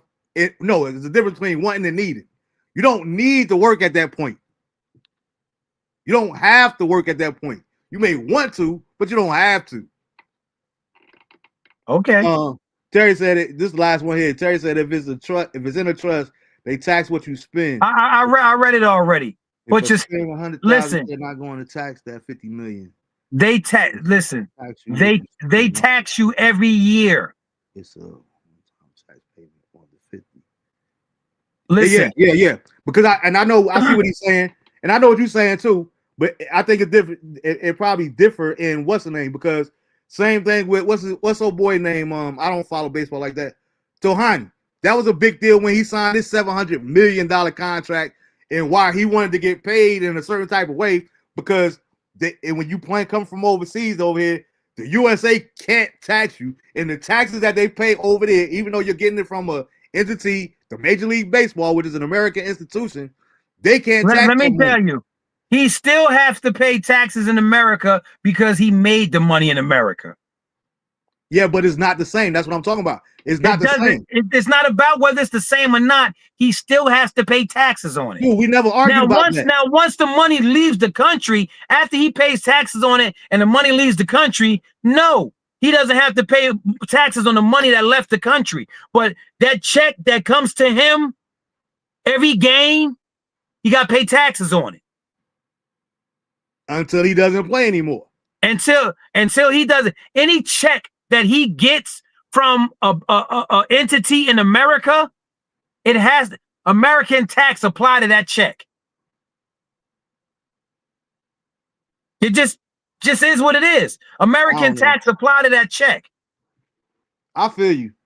Well, you got state and you got federal. Yeah, I know enough dudes down here that play ball and they do not have to pay taxes on that thing. When they go overseas and make that money, whether it be 100,000. Well, that's because they made the money overseas. But once they take that money and transfer it into an American bank account, now they got to pay taxes because the government want their money. They can want it all they want to. listen. Unless you hiding money, you not going to get away with not paying them their money. Okay, so now you get somewhere without me having to say it. All I'm saying is you don't have to. They're going to tax you, bro. They're going to tax you. And I never said that they wasn't, bro. I never said that they wasn't going to tax you. But so you're getting taxed. You're getting taxed every year on monies. You're getting taxed. Until I take everything out and put it out in the woods. I got a wood. If you own a house, you own any property, you're still being taxed. You're not going to get away from. Absolutely. You're not going to get away from paying taxes. Even if you don't own a house, you're still paying taxes on the stuff you purchase. They're going to get theirs regardless. Yeah. But you have accumulated enough wealth that them taxes will not hurt you. You can't. If you're not working and you ain't got nothing coming in to replenish it, it's going to hurt you. Okay.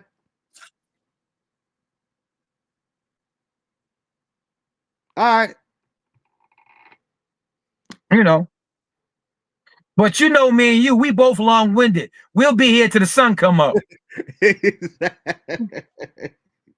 That's why I say we gonna agree to disagree. We got man. I definitely next trip up. I come home, man. We definitely got to link up, bro. Yeah, man. Listen, it ain't hard. You know how to find me, bro. Yeah, man. A lot of times, man, I catch a lot of problems with it. Shout out to my boy James Davis. I got to see James Davis last time I was up there. That bitch. Yeah. James, what up, bitch? That's my man, 50 grand right there. Yeah. It's like so many times I'm up there. People like, man, why you ain't say you was up here? Because I ain't. Because it's an in and out thing. No, and it's not always that, bro. I'm gonna be honest. It's like I don't like people playing with my time. You feel what I'm saying? Because you can't get it back. And it's like I come up here to visit, see family, catch up with friends. I didn't come up here to be a chauffeur. Like, no, not at all. Like, how was you gonna go grocery shopping if I was still in North Carolina? But now that I'm up here, Marvin, you want to go grocery shopping? Yeah, don't be volunteering me for nothing. If I volunteer my services to help you out, to take you shopping or go there, whatever, that's my right. But that's don't be assuming it. And then on top of that, when I let you know in advance why you ain't say nothing, I'm gonna be up there the last week. I'm coming up home for Christmas. All right, well, let's get together on the 22nd. All right, so now I got hundreds of people that want to spend time with me and want me to see them, but I put the 22nd out from 2 to 4. I gave you that window. Now on the 22nd show up, something else came up. You're not valuing my time, bro. And I got tired of doing that. Because now it's the rest of my day, why couldn't they catch up with people that really cared? My thing is this, if something came up, I'm going to call you in advance. Exactly. And let you know, I'm not going to wait to the very last minute. Yo, Marv, look, XYZ came up. I got to do something with the kids. Bop, bang. Yeah, that's the courteous thing to do. Right. Now, if you have time, because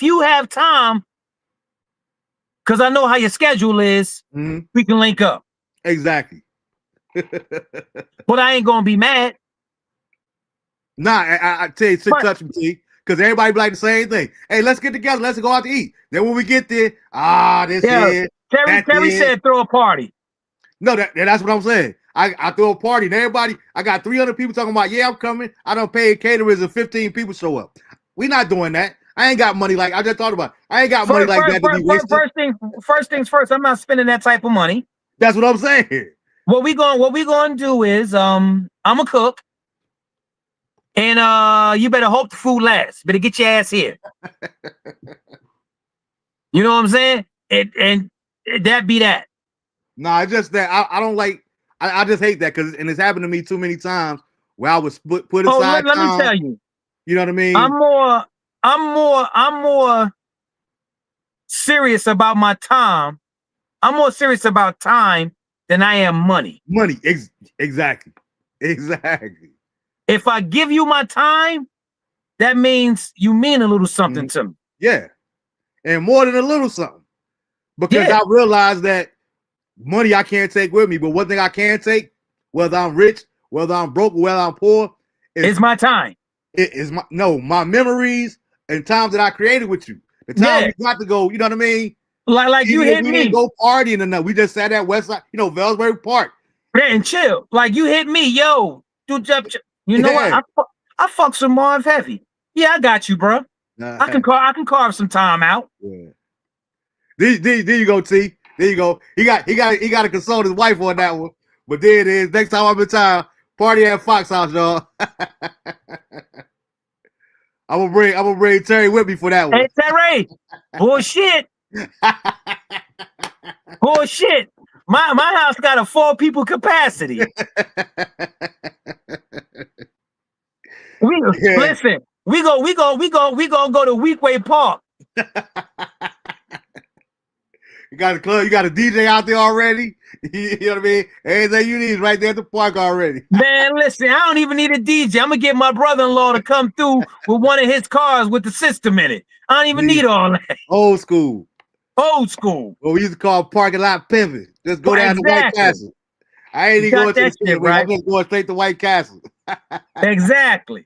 But yeah, man. But like you said, at the end of the day, man, we got to drop all the labels because it doesn't do anything but separate us and keep us divided. Which, when you want to talk about it, we're not gonna get into it now. But that's the overall objective at the end of the day, anyway. Is to move forward with the classes. To keep us divided and separated. That's why we got classes. Well, our goal is to move forward. Their goal is to keep everybody separated. Exactly. You know, as long as we arguing over Democrats, Republican, Independent, Green, classism, racism, church, they winning. They winning. As long as we all talking about that, their rights and everything else, they winning. Because then we not focus on. Then we can't focus and come together on the stuff that really matter. Education, making sure that our parents are taken care of, making sure our kids are taken care of. Those are conversations that we really need to be having. Wait, hey Terry, she ain't gonna kick nobody ass. She gonna look at me and go, "Why are all these people here?" Don't even worry about it, babe. We leave it. They leaving that. Yeah, man. But I gotta get. Matter of fact, we'll probably do that sometime next month, closer to my birthday, because I'm gonna make an announcement. I'm still trying to decide, but I might put the show on hiatus for a little while. Don't do that at a different time. You know what I mean? Don't do that. I'm like the high school kids. I think I might need some of the backpack. Like, I'm kind of getting overwhelmed with the show from time to time. But we'll see. We'll see how things go as we get closer with that. But yeah, we definitely got to schedule another time to get you and T back on camera together at the same time. My cousin. Oh yeah. Ja. You know what I mean? Ja again. And because the reason that I like that show, that's one of my favorite shows too, is because T from Tennessee. He's from that part of the country, and it's always amazing to me. Like, especially like in my case and my cousin Ja that was on with us. Just us in North, how we look at different ones, whether it be Rakim, whether it be Big, whether it be Red, our brother, you know what I'm saying? Stuff like that. It's always amazing to me how we view Biggie, but so many people outside of the tri-state looked at Big just like another rapper. Like, they don't look at him the same way as we look at him. But it was always interesting to hear that in different parts of the country. They don't look at it like that because they don't identify with him because he's not from their city. And that's my point. He's not from their city. He's not from their town. Like, I never forget when I first got to Little Rock, my brother, he was in high school at the time, so all his friends were like, "Yo, man, you got to hear this Project Pat. You got to hear this 3 6 Mafia." Duh, I ain't got to do nothing. I'm going to let y'all have y'all music. I don't care. I'm not saying that they good. I'm not saying that they bad, but I don't want to hear it because I can't identify. This sound country, like, I can't relate, so I don't even want to hear it. You know what I mean? It's not even. Let me tell you, it's not even the fact that it sounded country. It just wasn't hitting. It ain't. Yeah, and for them, it is. Like, man, now, like I said, Outkast was country than a motherfucker, but it was hitting. They were lyrical. Yeah. And with us, if you're not lyrical, we like, You got to be lyrical. And then you got to be able to make a song while being lyrical.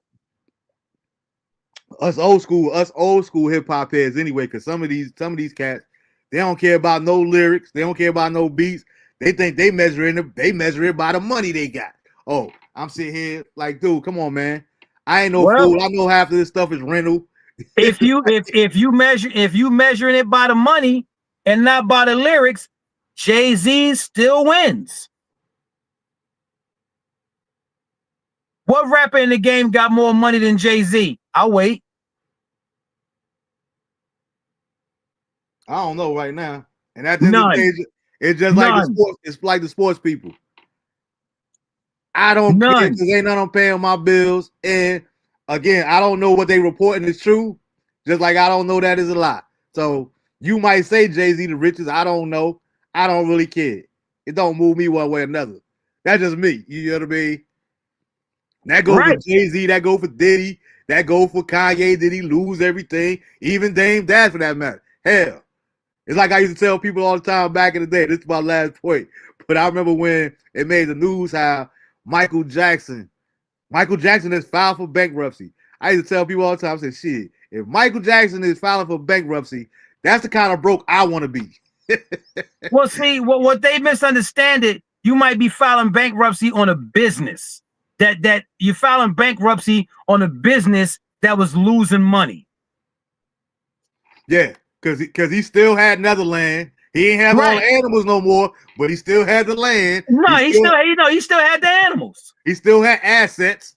Right. You just filing bankruptcy on a business so that lost money. That's kind of broke than the broke that I could identify with that I know. Exactly. Man, listen, Michael Jackson was a billionaire. You know it. T said that's not our South standards. But we'll discuss that on the next one. All right. We're not going to discuss nothing, young man. But yeah, man, I want to thank y'all for rocking out with us tonight, man. This is a good conversation as always. Man, I appreciate you, bro. Man, and what's up with the pictures, man? You got to start posting some more. You got to start doing some more videos on TikTok with the sun, man. You got to start doing. I want to see you in some of these challenges, man. Man, let me tell you what this little did the other day, right? He's 7 now. All right. His aunt said, hey, we going to the park. Do you want to go? What do you think the 7-year-old said? What, go to the park for what? Nah. He hit her with the most adult shit I've ever heard a 7-year-old hit somebody with. He said, who all going? At 7 years old, yeah. I gotta peep what mode I gotta get ready for. Yo, he said who all going, because if you mention somebody that he ain't want to hear about, he wasn't going. He ahead of the game, yo. Yeah. I just looked at him. I looked at him, pushed him out my room, and closed the door. Listen, that ain't my business. That's between y'all. Should I be hearing that so much, man? I get tired of it. Yeah. Yo, let's do this here. Well, who all gonna be there?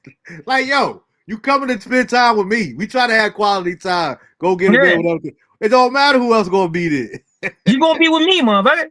Yeah. But go that's ahead, a whole man. different kind of conversation too, because some people who got whether it be religious or political, some people can't always live their truth. They got to keep this image up, and you know what I mean. People like me and you, when you don't have a public image that you're trying to protect, and you just your authentic self all the time, you ain't gotta worry about it. Yeah. You ain't gotta worry about it at all. Because I tell people in a heartbeat, don't put me up on no pedestal. Absolutely. Because I'm gonna say some shit that's gonna offend you eventually. Period. Because I still use words from the 70s. I still call you a faggot. I still call you a dyke. I still call you a retard. I'm not changing for you.